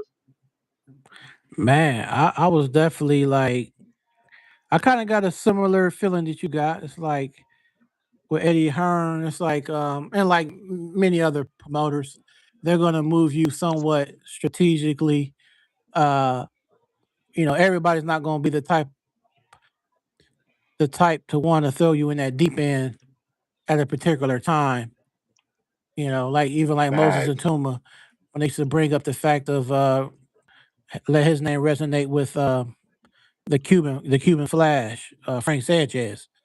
But I don't particularly feel that the timing is always right. You know what I'm saying? Sometimes the timing ain't right with an up and coming fighter, and the worst thing you could do is just jump the gun too early and just put them out there and like go ahead and swim. You know what I'm saying? And they haven't fully learned how to Facts. swim. So yeah, I mean sometimes you gotta move them just right because timing means a lot, Facts. man. Facts. Salute to Like my Jared brother Big, Crush the Legend in the building, man. I see my brother Crush the Legend, man, my dog. like Big Baby Anderson and Martin McCauley. not necessarily the fight that he should have took, but I understood when he did that interview and opened up, and you shared it on Which yours yeah, about why he did it. Like okay, I understood the perspective of you kind of in a situation where you have to do this. You got to do what you got to do. You know. absolutely. So, so Absolutely, man. So it's real yeah. fascinating with that perspective for us. I mean, Xander. The reason why I said I give so much credit to Xander for the fight is like, yes, this is the fight that he didn't have to take right here, but he wants to prove himself as he's one of the best, and he's taking this fight with Bruce Ennis, which is he's doing something that a lot of guys weren't willing to do. Yeah, and Mm-hmm. that's just the fact of the matter right there with Xander Zayas. And Xander Zayas, he's very talented. He's very talented. Yes, Boost is -30 to Xander Zayas plus 280 on in Vegas right now. You know what I'm saying? With the odds right there, of course, you know what I'm saying? Boost is definitely heavily favored in the fight. But in particular, man, I believe Xander's going to make this fight competitive. I think he definitely has some skills, but I think Boots is going to be a little bit too much for him. I think the experience of Boots, you know, the camp, as far as what how Xander looked going into camp, and you got to look at it with Xander's camp that he's having, of course, shredding that weight into a big fight like this within, this, couple of months, man, that's something that, everybody's going to be watching very closely, including myself. Y'all already know I'll be weight watching these guys going into these fights. So I'm gonna be watching that, his weight cut going into this fight heavy, man, going into these couple of months, man, before fight night, man. And Boost, this is his time for Boots said Yeah. that he's the cash cow of the division. He's the best guy 154, which is when he said that. I love when he said it. Claim that and really speak that into existence and let these guys know your biggest money fight at 154 is coming through Boots Ennis. That's what Boots Ennis needs to do, and I love that he's taking on that and saying that for sure because I truly believe in that. Any guy that fights at 154, your biggest money fight is fighting Boots Ennis. So y'all need to be trying to fight Boots Ennis. And it's going to be even more evident if Boots Ennis beats Xander Zayas in this fight and has those two straps, that WBO and that WBA. He got those two straps. Yeah, you got to see Boots Ennis. Fundora won't have no choice but to see Boots Ennis if he wins. Facts. Has no Facts. choice. Josh Well, Kelly, he won't have no choice but to see Boots Ennis if he wins. You know what I mean? yep. Facts, man. Facts. And I want to ask your perspective, Cuzzo, Cam J, and people in the to my good folks here in this chat. I want to ask y'all perspective about something too. Speaking of Xander and Boots. So in something else I seen on Mill City was where Greg Hackett was talking to somebody who called in, and the person was saying like, "Well, Boots Ennis, he gonna do this, and he's gonna do this with Xander, and it's all gonna look the same. What you see from Boots all the time is gonna be, XYZ basically." And Greg Hackett rebutted. He said, "Nah, man, look at this perspective. Boots fought Karen twice and went the distance or whatever, but boxed very, very well in doing so. But then he took Stanionis and stopped that man and made him quit. So you can see Boots Hmm. can move a different way. He can box you, but he also it's just like Keyshawn Davis, kind of like you got that. I mean, Boots is a different level as far as the switch hitting, athleticism or whatever. But they kind of had that gear where they's like they can box you, but they have that killer instinct switch too. Like, all right, I can get you up out of here too. Absolutely. So he's definitely not a one-dimensional style fighter or fight the same way. I would have to agree with Greg Hackett's response to the dude that called in. Yeah, man. I think I've been seeing this narrative out there with some people that don't like Boots Ennis, where they've been, comparing Xander with, Karen, in particular. But we got to have the context too, and I know Greg Hackett said it as well. Um, Karen fought two different styles on both of those fights with Boo Sanders. Yes, the first fight he was more Mm-hmm. evasive and fighting more on Right. the outside and keeping his distance much as possible, evading Boo Sanders in the first fight, but he didn't do that much in that second fight. No, he came to Facts. fight Boots in Facts. that second fight. You know what In the I'm saying? And second fight, right. definitely Mm-hmm. he Karen is he's talented than a lot of people give him credit, man. And that's why I'm excited to see what he does for us his situation with Patty Donovan and if he can get that IBF title eliminator, get that win on that fight and challenge for the title at 147 with Crocker or Pyro winner. I'm very intrigued right there for Karen Tukadazi in that particular. But I know Karen Tukadazi and Xander are two different fighters. They are two different. They are not the same fighter. Facts. Xander doesn't. You can almost make a case to where you can say that no, talent wise, yes, they're probably the same. Maybe Xander probably has maybe more of a little bit of advantage. I think Xander's more talented than the Karen in particular, but at the same time, we're talking about a Bruce Ennis that was at 147, and we're talking about a fresh Bruce Ennis at 154 with Fundora, where he's more refreshed at this weight class, and he's gonna be in rare form. He like Bruce Ennis he's more twitchier than him. He's more, what I'm saying, for athletic wise. You know what I'm saying? Of course, I believe he's more stronger than Xander, in my opinion. You know what I'm saying? I know Xander, he's a big guy, he's strong and everything, but I believe just that under the denying strength with the Bruce Ennis is just different. You know what I mean? People don't understand how strong Bruce Ennis really truly is. And I just think with this fight with Xander with for Boots, he's going to take his fight and take his game to a whole nother level that we haven't seen him in. Because I know everybody gets flack and to boost for anybody he fights. You know what I'm saying? If he fights Virgil Ortiz, people's going to find a way to complain. You know what I'm saying? And diminish Virgil Ortiz. Mm-hmm. If Right. Xander Zayas, you're seeing him right now. People's finding ways to diminish Xander Zayas in every way. Going into this fight as well, and you're going to see that with anybody that boosts in his fights. Anybody that these fights, a Yeah. lot of these people is going to try to diminish that fighter because you know Boots is just one of those guys in boxing to where a lot of guys is going to give a lot of critique for because they Yeah. have so much high expectations on this guy that they don't even have the same high expectations on their other favorite fighters that they like out here. That's just the honest to God truth, man. And it's a lot of fighters that we know that regardless, win, lose, or draw, they're going to get hated on and get, their fight diminished regardless. And Boots is just in that lane to where he's one of those guys that they're going to do that to. And we're seeing it in 4K right now. Absolutely, man. And one thing I liked about Boots when he did that interview is speaking of that, how you say people ain't gonna give him credit. I like the fact that he said that he's past that phase where he's not tripping on people giving him credit Yeah, or who wants to anoint him as being this or that or whatever, or feels that he ain't this or that. It's like I'm just gonna keep doing what I need to do, and I will just keep winning. Pretty much that attitude. Like I'll just keep winning. absolutely. That's what you gotta do Absolutely. sometimes. You And gotta I love him saying that because block out the you got to have that. You negativity got and to all have that that. mindset Yeah. now. Yep. Yep.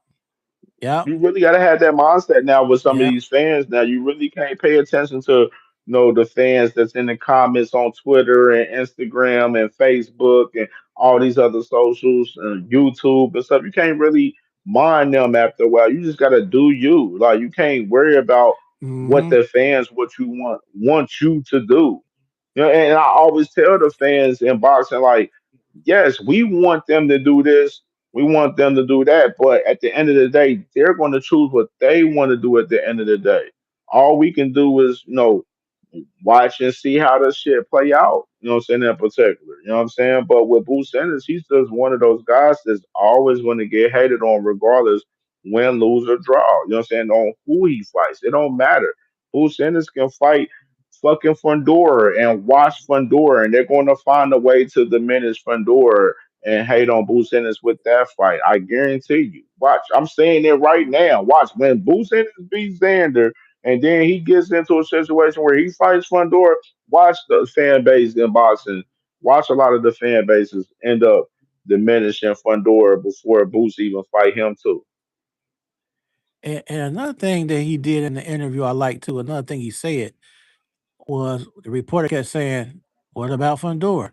What about so and so?" He's like, "Look, I'm focused on Xander Zayas. Don't ask me no other questions about any other 154 pounder." I love that. I Right. love that response. Absolutely. I'm focused on the I man right mean, in front of me, of the course, person that we got the we contract know with. Fundora is on the horizon. We know that's there. You know what I'm saying? Exactly. Eddie Hearns. Exactly. No, he Eddie Hearns. He's mentioned recently that they've been in talk with Samson Likowitz and PBC about Josh Kelly and Fundora and trying to have a 154 championship. Samson Likowitz, he wants to have those guys fight on the same day. He wants Fundora Kelly to fight on June 27th on the same day, and both winners of both fights fight each other next. Which is no, we'll see if that play out and ends up coming into fruition. But no, it's more so on Eddie more than anything with and Josh Kelly's team, as far as that situation with Josh Kelly and Fundora. But you know, we gonna see these fights. Like I said, Boots beats Xander. Those other top guys at 154 don't have no choice but to see Boots Ennis, and that's just the fact of the matter. For sure, man, for sure, Cuzzo. All right, we're gonna keep it moving because we got quite a bit to still cover. We've been going, y'all, for about a little bit over an hour and a half, but we're gonna keep it rocking. Are you All good? right, I got a hell of time. We good. We good. okay, okay. So next Friday, Alicia Bungardner versus Boomy Ray Shane on Friday. What you feel about that in females boxing?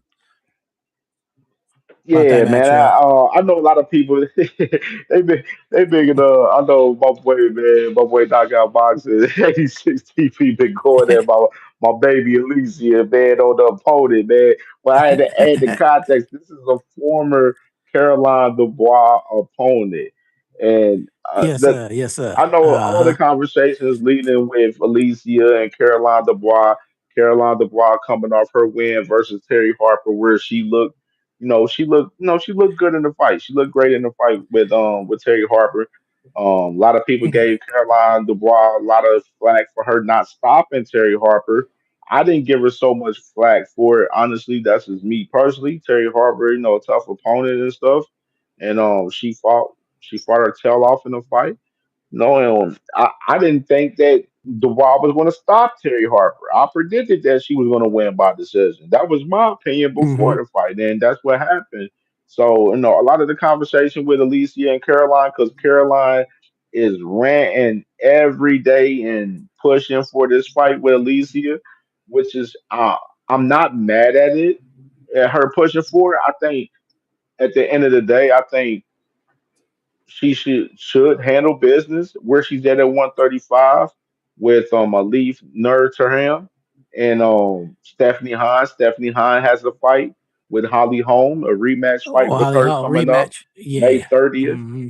Yep, and Amanda Serrano is the co-main event on that card. So no, those ladies is on that card May 30th. So Alicia coming, in the full force, starting off the MVP deal with ESPN this Friday coming up on April 17th. I think it's a great thing for for Alicia, man. Get your feet wet, build. I personally think, in my opinion, I think Amanda Serrano is a name that's on Alicia Baumgartner's contract for MVP. That's my personal belief. I don't know if it's 100% truth, but one thing that shocked me that I seen today, and I know I'm going to talk about it on my show tomorrow, but I'm going to talk about it now. But I seen which I did not know this until I just seen this too. Keith Conley is Alicia Baumgartner's manager, which was very damning to me because he did an interview with Ring Magazine yesterday after the fights. I think it was probably after the first or before. I don't know, but he did an interview with Ring Magazine yesterday, and in the clip that I seen from Keith Conley said that the fight with Caroline Dubois isn't ready right now, which we all kind of understand. They're trying to build it up into a super fight for the women's. But what else he said was very interesting to me was the fact that he said that no, the fight is a year and a half, 2 years away. Now that was different for me right there. That was different Mm, because I don't believe in that. I've been on record telling people on my channel that I feel like Alicia and Caroline is like a 2027 type fight. Now, if it led into 2028, I could understand it depending on who they fought in the process. But right. Caroline Dubois has this mindset that and belief that she's going to fight two more times this year, which is I'm pretty sure MVP is probably going to brand her and give her two more fights this year. And it's all about who's the fight's going to be, which is I mentioned the two lady names at 135 that is champion. Of course, Caroline Dubois, she has two titles at 135 now. She's a unified champion. The other two champions, Alif Nur Turhan and Stephanie Hahn. Those are the two other Stephanie champions Hahn. at Hmm. 135. If we get those Right. two matchups with those other two ladies, man, that'd be great. That'd be great to where For it sure. For builds the sure. fight for Alicia, and especially if Alicia she wins her fight this next Friday and do her thing, and then if she happens to get Amanda Serrano fight and beat Amanda Serrano, it makes the fight with Caroline Dubois, if she becomes undisputed at 135, that could be an undisputed fight. You know what I'm saying? With Alicia coming up to 135, and it can be major, possibly. If we want to think about it in that perspective. Mm, But from that perspective, right. far as the fight in general with Alicia and Caroline, I think a lot of people have not thought about that fight in depth because I see a lot of people thinking Carolina beat Alicia, which is, I'm like, whoa, Lee Corso voice, not so fast. Because we got to understand Alicia's fighting 12 rounds, 3 minutes, and the woman, Carolina Boss, fighting 10 rounds in 2 minutes. And we just seen Caroline, in the fight, the tail end of the fight with Terry Harper, she got a little gassed in that at that tail end of that fight with Terry Harper in 10 rounds for 2 minutes. Lacey is fighting 12 rounds, 3 minutes, and she looked sharp. And she looked like she was well conditioned in this second fight that she fought. You know what I'm saying? As far as the 12 rounds in 3 minutes. You know what I'm saying? So I don't know if Alicia is fighting Caroline 10 rounds, 2 minutes, it's a true 100. I think it's a true 50-50 fight, regardless. You know what I'm saying? Either or, if they fought 10 or 12 with 2 minutes or three, I think it's a 50-50 fight, regardless. But I would give Alicia that edge if they was fighting 12 rounds, 3 minutes, because Alicia's been there before and done it, and we haven't seen Caroline do it. That's my difference in Well, that fight because I know Alicia mentioned that she would want to fight her 12 rounds, 3 minutes. And that would be mm, the case where when they get to the table and they start negotiating that fight, is that going to be in play? You know what I'm saying? Because Alicia is going to want that. We don't know if Caroline's going to want that 100%, which is if Caroline wants to fight, she's going to have to concede to that 100%. right. Okay, well, let me ask you this perspective since we talking about that. So, do you feel that Alicia Baumgartner, with the added 5 pounds, is still going to be able to um, do like she does at 130 I with the think 3 minute she'd be good at rounds? 135.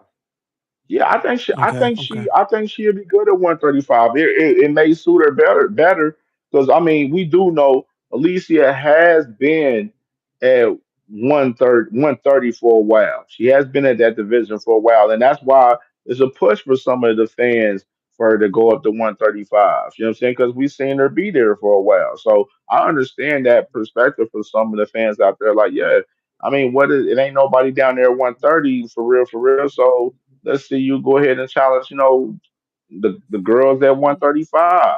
You know what I mean? So I understand that perspective and I'm with y'all on that. You know what I'm saying? After well, like if it ain't no smoke at 130, then it's time for you to go ahead and move up, baby girl, to 135 and go get them straps up there and show more greatness that we've seen from you. You know what I mean? So that's where I'm at for us that with Caroline Dubois.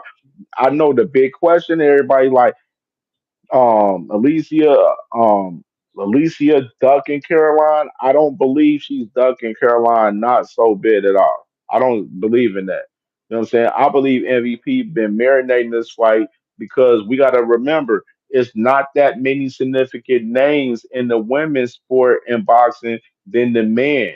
So they had to build some of these fights. And we know majority of the women's champions, yes, they are over there at MVP. And MVP, I believe they're marinating this fight. They're building Caroline Dubois' profile in the process with Alicia Baumgartner. And I just feel like this fight is a 2027 year type of fight. I don't feel like it's 2026. You know what I mean? We'll see if Alicia gets this win this next Friday, and if she gets this win, and Amanda Serrano she get her win on May 30th, and see if MVP decides to match these ladies up. Which I would hope they would plan to do. I mean, if Amanda's going to continue, then yeah, we want to see you in there with Alicia. Like that's my personal opinion. I don't see Alicia fighting Katie Taylor because Katie Taylor already on record saying that her next fight is going to be her last fight, and she's trying to fight in Ireland. Unless Katie Taylor going to welcome on the fight with Alicia or Caroline, because I know MVP's mentioned that they want to get Caroline to try to fight, Katie Taylor as well. So a lot of interesting Right, right, factors right. as far as the ladies, man. But Alicia next Friday, I think she wins. She gets the fight. Hopefully she gets the stoppage with this lady Shan for sure. Hopefully she gets Boomerang the Sheen. stoppage that Yeah. yeah, give us a great performance, you know what I'm saying? Give us a good stoppage, you know what I'm saying, in the fight. And I like Shadeja Green, she's on the card as well, man. Fighting Lonnie Daniels, a former Clarissa Shields opponent. You know what I'm saying? So I'm Mm-hmm. excited to see Mm-hmm. what Shadeja gonna bring to the table. Hopefully she dominates that fight and looks good and push even more for the Clarissa fight even more because that's the fight that we've been asking for us Clarissa for her to fight Shadeja Green because that's like the last one left for us around her weight class at 175, Once 168. You know what I mean? So 168. Yeah. we that Mm-hmm. Raquel Miller, she's on the card. Tammy Tabald is on the card, man. So Jamal Harvey, you know what I'm saying? They got a couple of the guys from MVP fight on this card this Friday as well, man. So Jamal Harvey, I think he's a guy that, a DMV area guy that's, a hot prospect, man. Got great amateur pedigree that's on the card this next Friday, April 17th, with MVP on ESPN, man. So I'm excited for this event, man, this next Friday for sure, man. For sure, for sure. That's what's up. Um, all right, man. Well, let's get ready to roll You want to talk about the to the 18th? We next. got you want to talk about the 18th? You can go ahead and go just in order. You want to do that with Suarez and Whitaker? Briefly talk about them. Yeah, yeah. I had that on here. I had that on the itinerary. So yeah. Um, I couldn't find a whole lot on Square, but the little bit that I did see, Suarez, yeah, I definitely feel like that's going to be a layup for Ben Whitaker. absolutely. It's definitely a layup Yeah. for Ben Whitaker to what I'm saying, to cook him and the I know a lot of the conversation with people. Well, I myself, I was distraught a little bit with the Colin Smith injury for us the fight with him and David Morrell because I'm a big David Morrell fan, so I was excited to see David Morrell get this opportunity with Colin Smith, but Colin Smith he ended up having a rib injury from what I've heard. He got a rib injury during camp and didn't want to go through this fight, which I thought was pretty suck for David Morrell because he's not even fighting at all. He just wasted the training camp and not even fighting at all, man. So definitely kind of salty for him in that case. But Ben Whitaker in particular, man, he should definitely take on this fight, clean him up. I know Eddie Hearn has plans for Ben Whitaker to make his U.S. debut against a U.S. Fighter in on June 27th on the Xander and Boost card. So let's see Ben Whitaker, man, cook this guy, man, this next Saturday, man, and then let's see what he does next, man. But I definitely want to see him in a ring with some names soon. We want to see him in the ring. I know that. I know Eddie Hearn is building him carefully over there, like he do a lot of his fighters from the UK. We know it. You know what I'm saying? But we need to see that man in the ring next year with some guys in 2027. You know what I'm saying? You want to build him the whole 2026? Okay, I'll take that. But we need to see him in the ring with some guys, you know what I'm saying, coming soon. You need to see what your investment is like. You need to see if he's really that guy you're going to put all your millions of dollars into as one of your stars on your staple. You know what I'm saying? So we need to see that soon from Ben Whitaker. For sure, for sure. Absolutely. Since we talk about light heavyweight, let's talk about Dimitri Bivol, the IBF, IBO, WBO, holding those belts. His record of 24-1-0 versus opponent, the German fighter, Michael Eifert, 13-1-0. Yeah, man. May 30th in Russia, man. May 30th in Russia, man. Going down Dimitri Bivol and Michael Eifert. This was a fight that's been on the horizon for a while, for some months now, because of Michael Eifert was, Dimitri Bivol's IBF mandatory, and the fight is going down, man, May 30th. Of course, this is a winnable fight for Dimitri Bivol. He should win this fight and go on to either the trilogy with Beterbiev or a fight with the David Benavidez. If David Benavidez beats Zerto May 2nd, so you got a lot of stuff in play for Dimitri Bivol, man, that we want to see.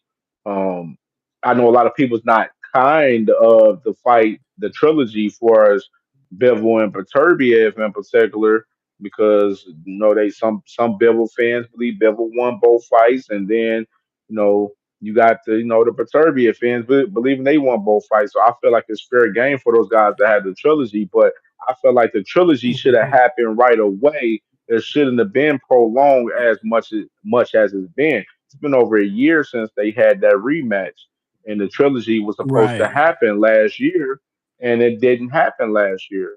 You know what I'm saying? It totally didn't happen. You Exactly. know what I'm saying? Yeah. Bivel got his With injury that he Beterbiev being had, up in age and like then he is. yeah, Beterbiev team, they're saying that they believe, they're trying to, Bivel's trying to age him out. I think he's trying to age him Hey out, man, man. Which is I totally it I definitely agree feels with him. that So way. I'm Yeah, it with him. definitely appears to be. So Hmm. it's real interesting to see because I know it was rumors that they was trying to get Beterbiev on the same card to have both of these guys fight on the same card, and then they put them into the trilogy fight after. I know they had a guy from Russia that was trying to invest in that fight in particular for us Beterbiev and Bivol for us the trilogy that they were negotiating that. So we'll see, what happens, but I think Beterbiev should get a tune-up fight in, and since no, you're not fighting him right now. Get you a tune up in too. Get you a tune up in as well, man. And Especially, yeah, at his age, especially want to stay active at that age. absolutely. He hasn't fought since February. Like it's Mm, not fair for Bivol to have him. He hasn't fought since February 2025. So it's been over a year. We're in wow, April yeah. now. So we're about to be a month, a year and 2 months. No, now.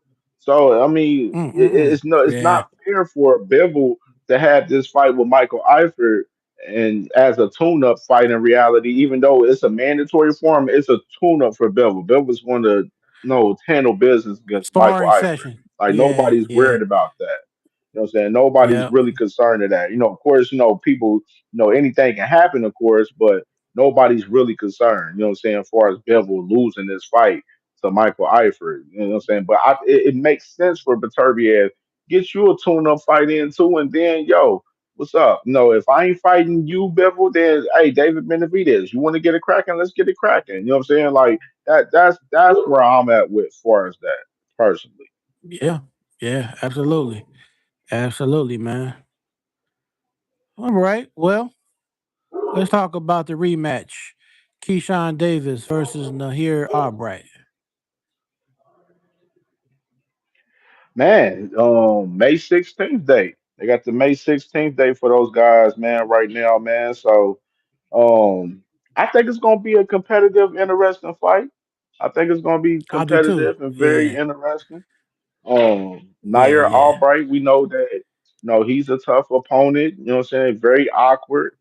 And know that, he's gonna bring the fight to, Keyshawn like he did in the first fight.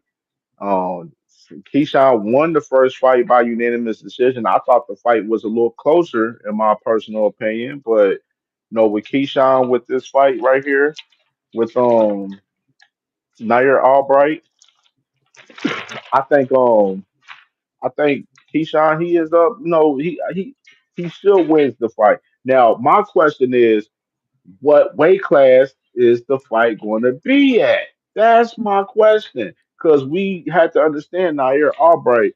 He did.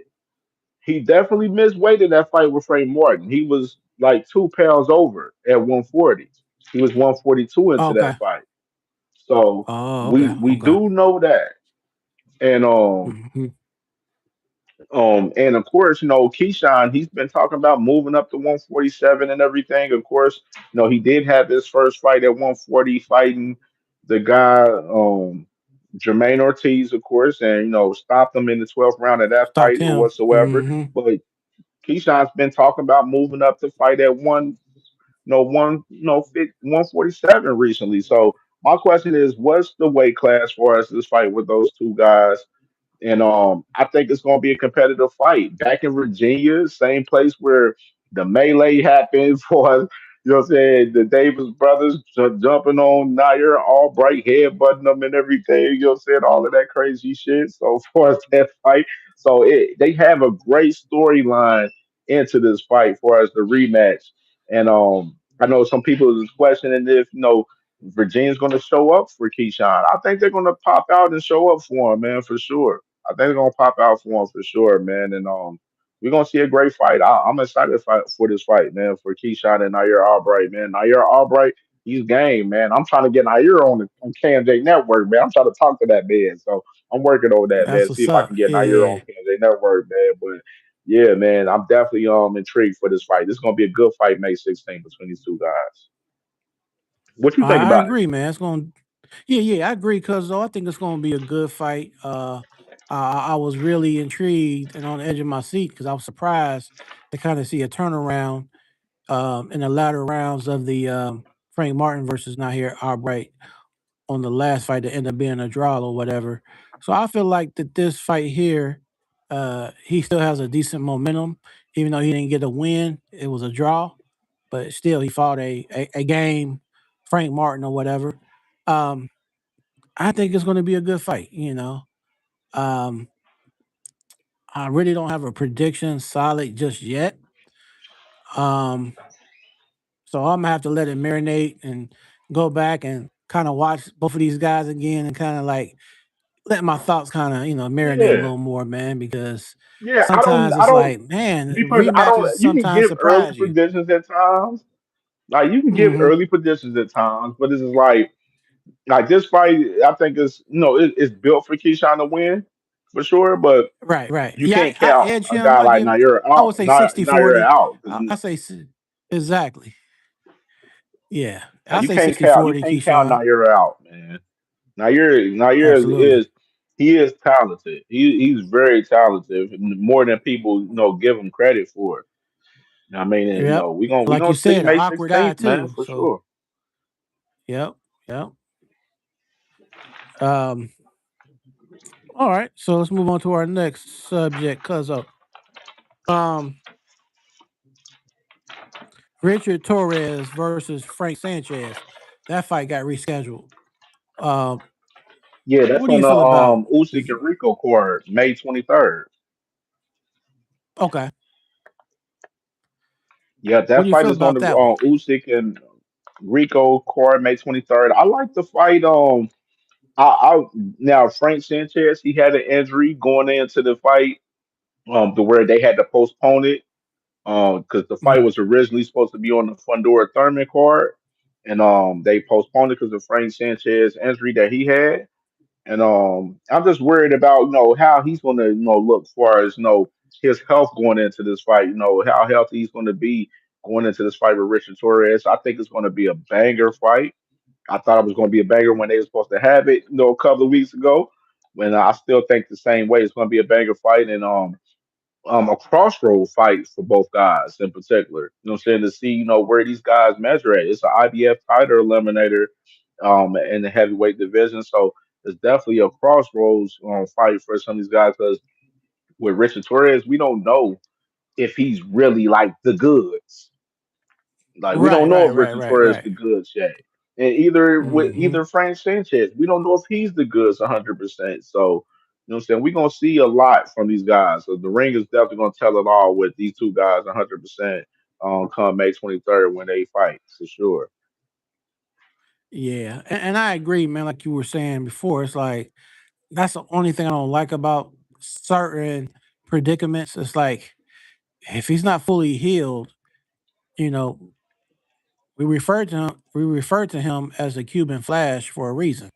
When we saw him fight Efe Ajagba back in the day, we saw his agility that was able to get him to win because he was able to be agile and had the Right, mobility. And but I think if that's not no longer there because you're injured and your injury ends up being your knee or whatever it is, because pertaining to your leg, I think that's the big setback. You know what I mean? That's a major setback because that's what you rely on. right. You rely on that mobility. So to me, you ain't the same Frank Sanchez It's a says 50-50 fight. if you're not. Like these two guys, Yeah, I think it's 50-50 with these two guys for this fight. It's definitely yeah, 50-50 yeah. because I don't see either guy like out doing each other. And maybe I would edge maybe Frank Sanchez a little bit, but then with the injuries, like you don't know. So it's a true 50-50 fight Right. with these two guys coming on May 23rd. Absolutely, absolutely, man. I definitely agree. 50-50, straight down the line. All right, y'all. Let's talk about Big Baby Miller in the heavyweight division versus Linear Payroll on April 25th, WBA Eliminator. Yeah, man. I got Linear Peril on this fight. I got him in this fight, Oh, man. okay, okay, I okay. like Only I like 13 Linear wins. Apparel a little bit, man. Yeah. I like him in this fight. I think, Matchroom is building him up. This is a fight for him to, you know, put a name on his resume and, and cook Big Baby Miller, you know, that last fight was set up for this fight in particular. You know what I'm saying? And Hmm. Big Baby Miller, of course, he calling out guys, Wilder and all these other guys and stuff in the heavyweight division, saying that he think Wilder is food and all of that stuff. Well, you got to beat this guy Lenny Apparel first before you even look at Wilder's way. You know what I'm saying? In particular, you know what I mean? Right. So I got linear in this because I think he's young. I think he's a little bit more talented than Big Baby Miller. Has a little bit more structure to his game. He's powerful. You know what I mean? So I got linear pure on this one, man. Cooking Big Baby in this one, man, and packing Big Baby up in this one. Okay, that's Some what's people are gonna up. be like, they look at. I think people looking at their fight for us the name set because people don't know Linear Mm, Apparel, but if y'all see Leonard Pirro, mhm. like he's talented. He has some talent in that heavyweight division. He's another guy that underrated that people's not talking much about, and Eddie's not pushing him. Eddie, I feel like Eddie's pushing Terramona more than him a little bit in a sense, in my opinion, or Right. Dave Allen. He's pushing Dave Allen more than Lenny Apparel, you know what I mean? So Lenny Apparel, he's a name to watch out in the heavyweight division, man. And I think I got him winning this fight with Big Baby Miller. Big Baby Miller, no style to him, just sloppy, just all over the place, You know what I'm saying? No style. So I think Lenny Apparel win this one, man. Either by decision or I don't think he stops Big Baby. I say he wins by decision. But you know what I'm saying? I wouldn't be surprised if he got like a late round stoppage if it came to it. You know what I'm saying? If he did. But I'll say Linear Pearl by decision right now with that fight. April 25th coming up in a couple of weeks, man. Couple of weeks. Okay. Now pertaining to them to that fight, as far as Piro, you don't think? Do you think he has enough experience to, well, like being like 13 fights, 14 fights in or whatever? Yeah, I mean, I don't think they're fast tracking him in per se. I think he's like in a perfect position right now, man. Because I think now they know they're looking at the investment like, okay, should we put more into Piro right now? Should we put more into him? Like let's see him, how he look against a guy like Big Baby Miller that's a veteran, in the heavyweight division. You know what I'm saying? And see what we got out of him, so we can see if we need to invest in him more and push him more. You know what I mean? So I think this is Right. one of those Hmm. moments for Pero right now. Right. Right.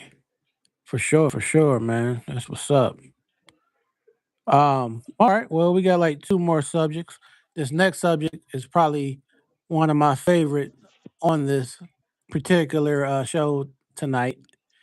Ohio stand up WBO lightweight division champ Abdullah Mason, 20-0. Yeah. He's a southpaw fighter with 17, by which are knockout versus Joe Cordina, record of 19-1-0 of UK.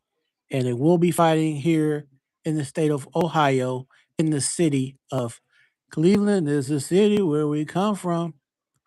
Hmm.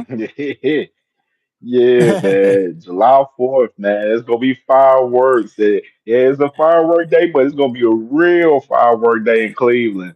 July 4th, man, coming Yeah. at the Cleveland Cavaliers Arena, man. I'm excited about this, man. We've been talking about it heavy this week since it got kind of announced the week before. Of course, this is something that us as Ohio fans, guys, being from Ohio, we've been pushing in particular. Me and Ohio runs boxing, Marcus in particular. Before Abdullah got the WBO title. When we know he was about to fight for the title, he was like, "Yo, they need to give Abdullah that first title defense in Cleveland, man," because we were all assuming that he was going to beat Sam Nose, which he ended up doing. And we like, "Yo, let Abdullah get that first title fight in Cleveland, man. Let's get that cracking, man." And the roads was kind of leading to where it was looking like it was going to be in the UK or Saudi possibly, but of course, Saudi, they got the whole war situation with Iran and the US and all that's going on currently right now. So ain't nothing really cracking right now as far as boxing wise in Saudi Arabia right now currently. And they the zone, they ended up getting this deal done for us with TNT Sports, for us Queensberry, Matchroom, Top Rank, Golden Boy.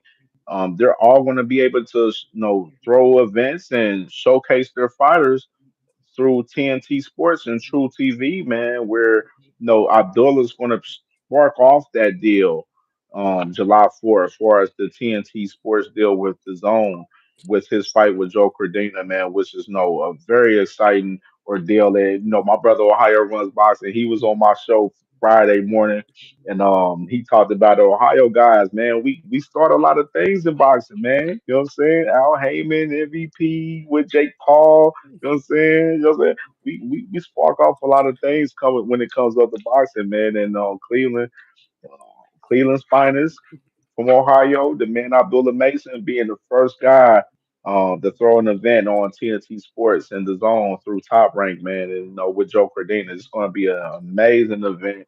Can't wait to see the undercard, what the undercard look like. I know Abdullah, he's mentioned that they're looking to have one or two or three of the brothers on the card. So hopefully we see some of the Mason brothers on the undercard as well, man. And this Bill, man, I want to see some Ohio guys on there. I want to see Tiger Johnson on the card since he's a top ranked guy. You know what I'm saying? Tiger Hmm. Johnson coming off the From win Cleveland against Nicholas too. Flash. Yep. You know what I'm saying? I would love to see, Tiger Johnson, have a spot on that undercard, branding him for sure. Then no, we'll see how this card shapes out. But man, hopefully, man, I'm excited about it because I can't wait to be there for it. You know what I'm saying? We're gonna be in the building for it. You know what I'm saying? I'm definitely working on my credentials behind the scenes, trying to get credentialed up for that fight week for this fight, man, for sure. So I'm definitely gonna be in the building for this July 4th. I'm excited for it. And we know with the fight in general, oh yeah, Abdullah's cooking Cordina. He's gonna cook him. You like Yeah, he, yeah, yeah, y'all y'all yeah, think like out of all the yeah. fights y'all seen from Abdullah, this fight, man, Abdullah's about to go super crazy in this fight with Joe Cordina July 4th. Like Right. he's You gonna about be to at home cook too? Joe Oh Cordina in yeah. this fight Oh yeah. at Oh yeah. home, like he know he gonna have to. He Mm-hmm. know he like if you know, you know. He gonna put on the show Facts. come July 4th, like Facts. ultimately for real. Yeah, man. Yeah, I what you agree, think about Cuzzo, it, because cuz? yeah, so what I feel, man, just reflecting back on his last win over Sam Noakes, a solid win for sure. He showed some durability. People kept thinking that he was going to be chinny and this, that, and the other. He fought a very durable Sam Noakes. You know what I'm saying? And to me, Absolutely, I didn't in particularly want to see him take as much punishment as he did, but at the same time, he showed that he could take it. You know what I'm saying? That he could press the action, that he could be in the pocket. Um, in a very similar fashion with Joe Cordina. You know, he got that durability to himself, pretty good chin. Uh, only see him lose, I want to say, against Apache Kakashi. And, you know, Kakashi really don't have power all like that. He would just more or less putting calculated pressure on Joe Cordina and outsmarting him, outpunching him, outthinking him, and setting the facts, tone and setting the pace. So I feel like if facts, Kakashi can do that to you, Abdullah Mace is another level. You know what I'm saying? So he gonna really do you bad. And they both absolutely, southpaws. You know, Kakashi absolutely, is a southpaw, but Abdullah Mason is a different level of a southpaw. absolutely. Yeah, it's gonna be levels, man. Abdullah gonna show levels in this fight versus Joe Cordina. Joe Cordina ain't got nothing for Abdullah Mason, nothing for him. Nothing whatsoever. All right. So, ladies and gentlemen that are viewing, please hit that thumbs up if you have it. If you play this back, please hit the thumbs up if you run it back. We got one more subject to kick it on and politic Absolutely, about. I really appreciate Cuzzo chopping it up like we do. Um, and we're gonna do this more.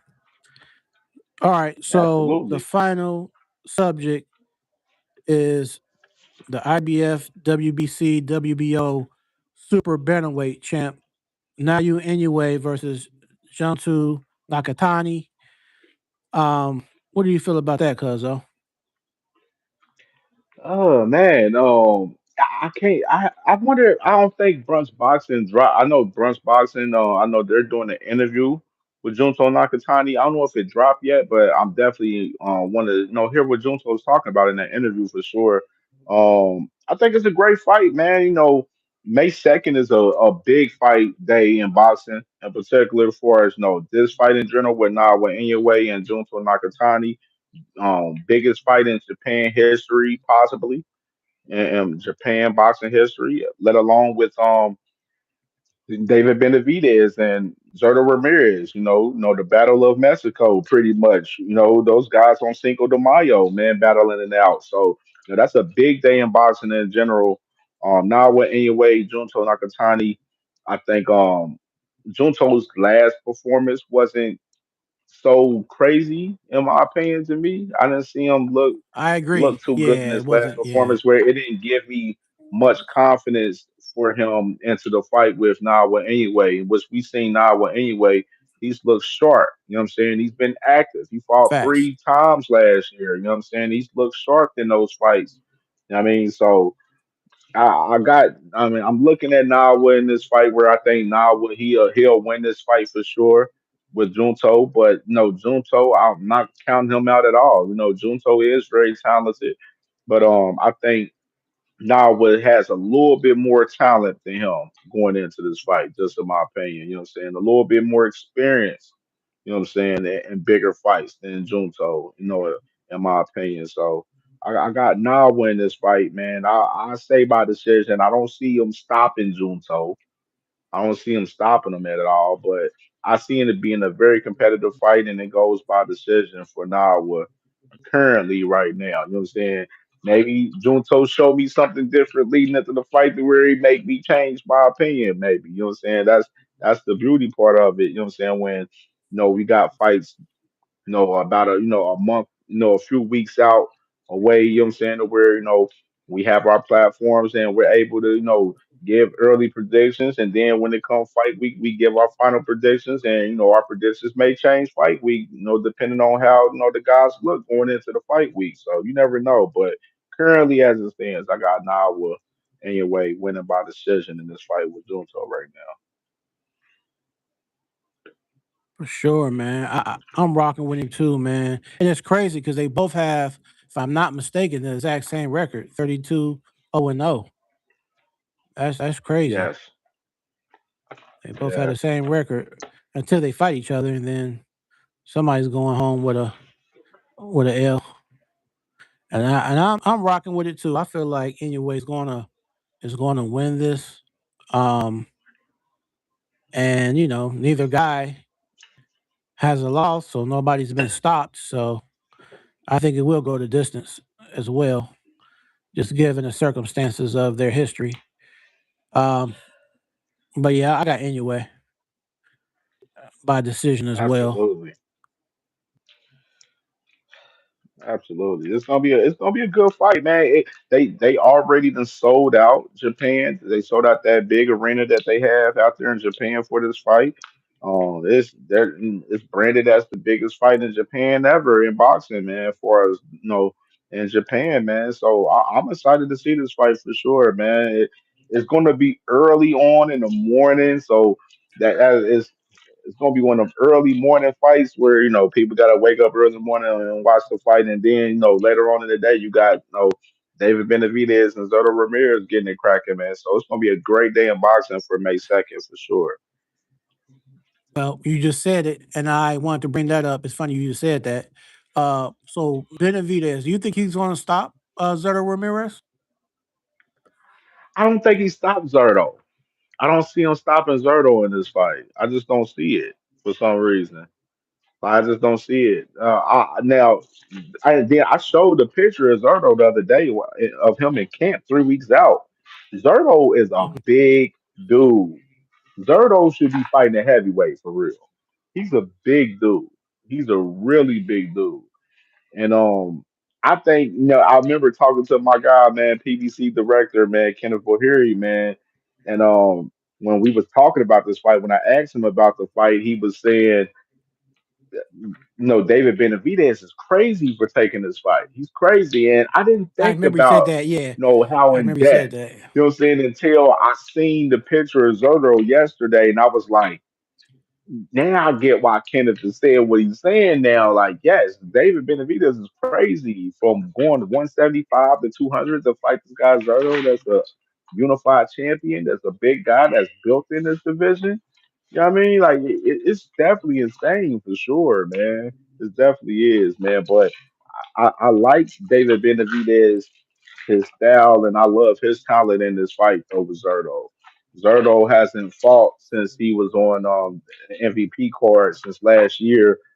Um, and David Benavidez, he's been active. And I just think he's more talented than Zerto. He's more skillful Facts, than facts. Zerto in this fight. You know what I'm saying? I think he's going to have the better stamina in the fight than Zerto in this fight. But I don't believe David Benavidez has the power to stop Zerto though. I think Zerto will be there for the taking, in particular spots where David Benavidez gonna cook. He gonna cook for sure, but I don't see Hmm. him stopping Zerto. I think Zerto's too powerful and strong for him to be able to stop. But I think David wins by decision in this fight. I like David in this fight Okay. 100%. Facts, facts. Okay. So let me do a quick piggyback before we end this session. And it's about Zerto Ramirez because, like you were saying, about the size of him and stuff like that, and how he could be a heavyweight. But something that you had Hmm. talked about in one of your podcasts, you were saying how when you looked at the resume, it had been a long time since you seen Zerto Ramirez stop anyone. Um, so my thing Facts. is, if in fact, hypothetically, if he went to heavyweight, he ain't stopping nothing because he ain't stopping nothing where he's at. So he ain't stopping nothing up there. Right. So I think Right. it's safe to Man, say my boy he Shells don't need to go Ward, to it's so crazy. I'm glad you mentioned that because my boy Shells Ward, he put he started trying to push this narrative on the channel, man. In the comments, talk about Zerto stopping David Benavidez, and I had to go back and look at Zerto's resume. I'm like, bro, he ain't stopped nobody in years, bro. Like he ain't stopping no yeah. David Benavidez, bro. Like, come on, like we just gotta be realistic with something. If this is a fighter that's not stopping nobody in 3 4 years, how can you sit there and just think obviously he's just going to stop? No, this guy or that guy, like you know what I'm saying? Like it's just not even logical thinking at that point. You know what I'm saying? Zerto's not a big power puncher. You know what I'm saying? As big as he is, he's not a power puncher. I mean, that's just the truth of the Right. matter, and it's proven by the resume. He's not stopping guys. I think Zerto ain't had a I mean, stopping and since it's like 2022. right, exactly. And it's like with some guys, they have the size and the physique. They just don't carry that power. Like Tyson Fury, for instance, a heavyweight, he could be considered a super Oh heavyweight. man. We've seen Tyson weigh 280 pounds. You would think he would be knocking out everything, but he ain't knocking out nothing all like that. Yeah, I'm looking at his resume right now. Yeah, he ain't. This man Zerto hasn't had to stop it since 2022. Mm, You know what I mean? And he lost the wow. Bivol, and he lost the Bivol. That same year in 2022. He lost the Bivol by decision. And Okay. talent wise, Bivol was there. With David Benavidez. David Benavidez is up there talent wise with Bivol. I mean, so this is a total different Hmm. task. I ain't going. You know what I'm saying? Going by, a lot of people.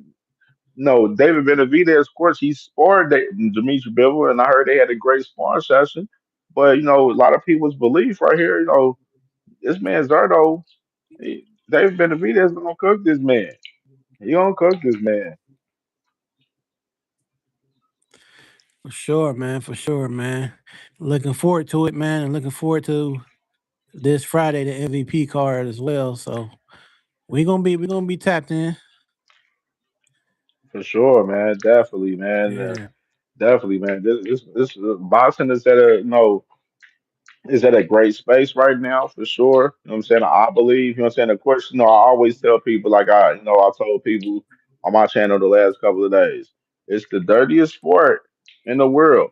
It's definitely the dirtiest sport in the world, but we want to have, the good, the bad, and the ugly as far as within boxing, you know what I'm saying? And within all sports, within life in general, you know what I'm saying? There's a lot of good, bad, and ugly just in life in general, you know what I'm saying? But it's just how you go about it and how you move from, every situation, man, pretty much. And I just feel like with boxing, I think, the big now I'm gonna call them the big six. The big six. Um, Matchroom, PVC, Top Rank, Golden Boy, Queensberry, MVP. You know what I'm saying? All of these guys there, you see them working together amongst, events and certain fights together, you know what I'm saying? Of course, you got, Matchroom, Golden Boy, Top Rank, and Queensberry all on the zone platform, and you see MVP do some work with the zone as well at times as well. So you see these guys working together, man, and it gives promise, because they're working against, what's going on over there with Zuffa Boxing, man. Zuffa Boxing, of course, they're trying to have Zuffa Boxing as a league, like the UFC right now, and they trying to, revive the Muhammad Ali Act and everything. Some of the the writings and that Muhammad Ali act and everything. So it's a lot of different stuff in boxing that's going on in particular, man. And we can just only just sit here and just be like, yo, we're gonna push for the best fights and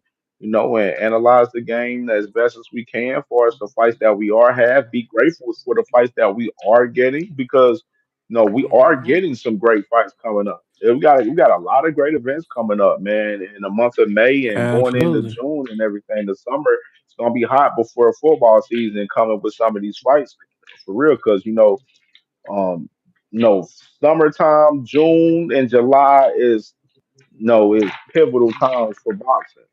Then when it hits August, you got football in full play, and it gets a little different. You know what I'm saying? Because a lot of football fans they watching college football, they watching high school, they watching NFL and everything, man. So it gets a little different, man. But I think we're getting some great fights coming up. In April, then towards the end of this month, and going into May, going into June as well, man. So I'm excited for what we got going on for this last half of this first half of 2026, man. So I'm excited for it, man. And we got a lot of story, man. We're gonna just stay active and keep cooking and telling the truth for most, telling the truth out here. You know what I mean? Telling the truth and staying active with the content, man. Giving everybody the best content out here as possible, man. Yes, sir. You already know, cuzzo. Like I say, man, I really appreciate you being here, man. Man, So appreciate you for having me. hopefully, Appreciate you for having me. I enjoyed it, man. It was a great conversation, us building and definitely, what I'm saying, doing our thing. You know what I'm saying? We got the best from Ohio Boxing Roundtable show that I'm pretty sure we're gonna get put that together probably next week. Probably won't be this week, but next week. I know Marcus, me and him talked about it, so I know I talked to you about it and give the other guys and put that together, man. So we're gonna be putting that together soon for us, that man, and stay active, man, for sure, man. You already know. Anytime you need me a co-host, I come through. You already know if I'm free, I'm there. for sure, man. All right, man. Well, you have a good night, cuzzo. All right, you too, cuz for sure, man, for sure. And salute to everyone, Yes, man. sir. See y'all. Y'all tap in with the channel, subscribe to Cam J Network. I see y'all. Y'all want to tap in with the channel. We'll be back at it tomorrow, recapping all the fights on Cam J Network tomorrow about 10 a.m. So tap in with your boy. I'll see y'all. Y'all heard it. Tap All right, in. salute, cuz. So, yep. I want to say thanks to everybody on the panel. Big shout outs T Hill, SK, Mike Ware, Cousin Didi, um, Avant, Garde, OTB Boxing, um, Crush, MOC. Um, and I'm sorry if I forget anybody. It's not intentional. But to everybody who came, thanks again for tuning in with Ring Walk Boxing Podcast. Going live every Sunday, 6 p.m. Eastern Standard Time, USA. Follow me on TikTok, on Twitter, on Facebook, um, IG, all that. And definitely if you're here, hit the subscribe button, share the link on your social media, tell a couple people about me. Um, I'm gonna try to do this thing every week where I have somebody different on here. I had Cam J on here tonight. Last week we had I want to say Des Scobie. I had him on here 2 or 3 weeks.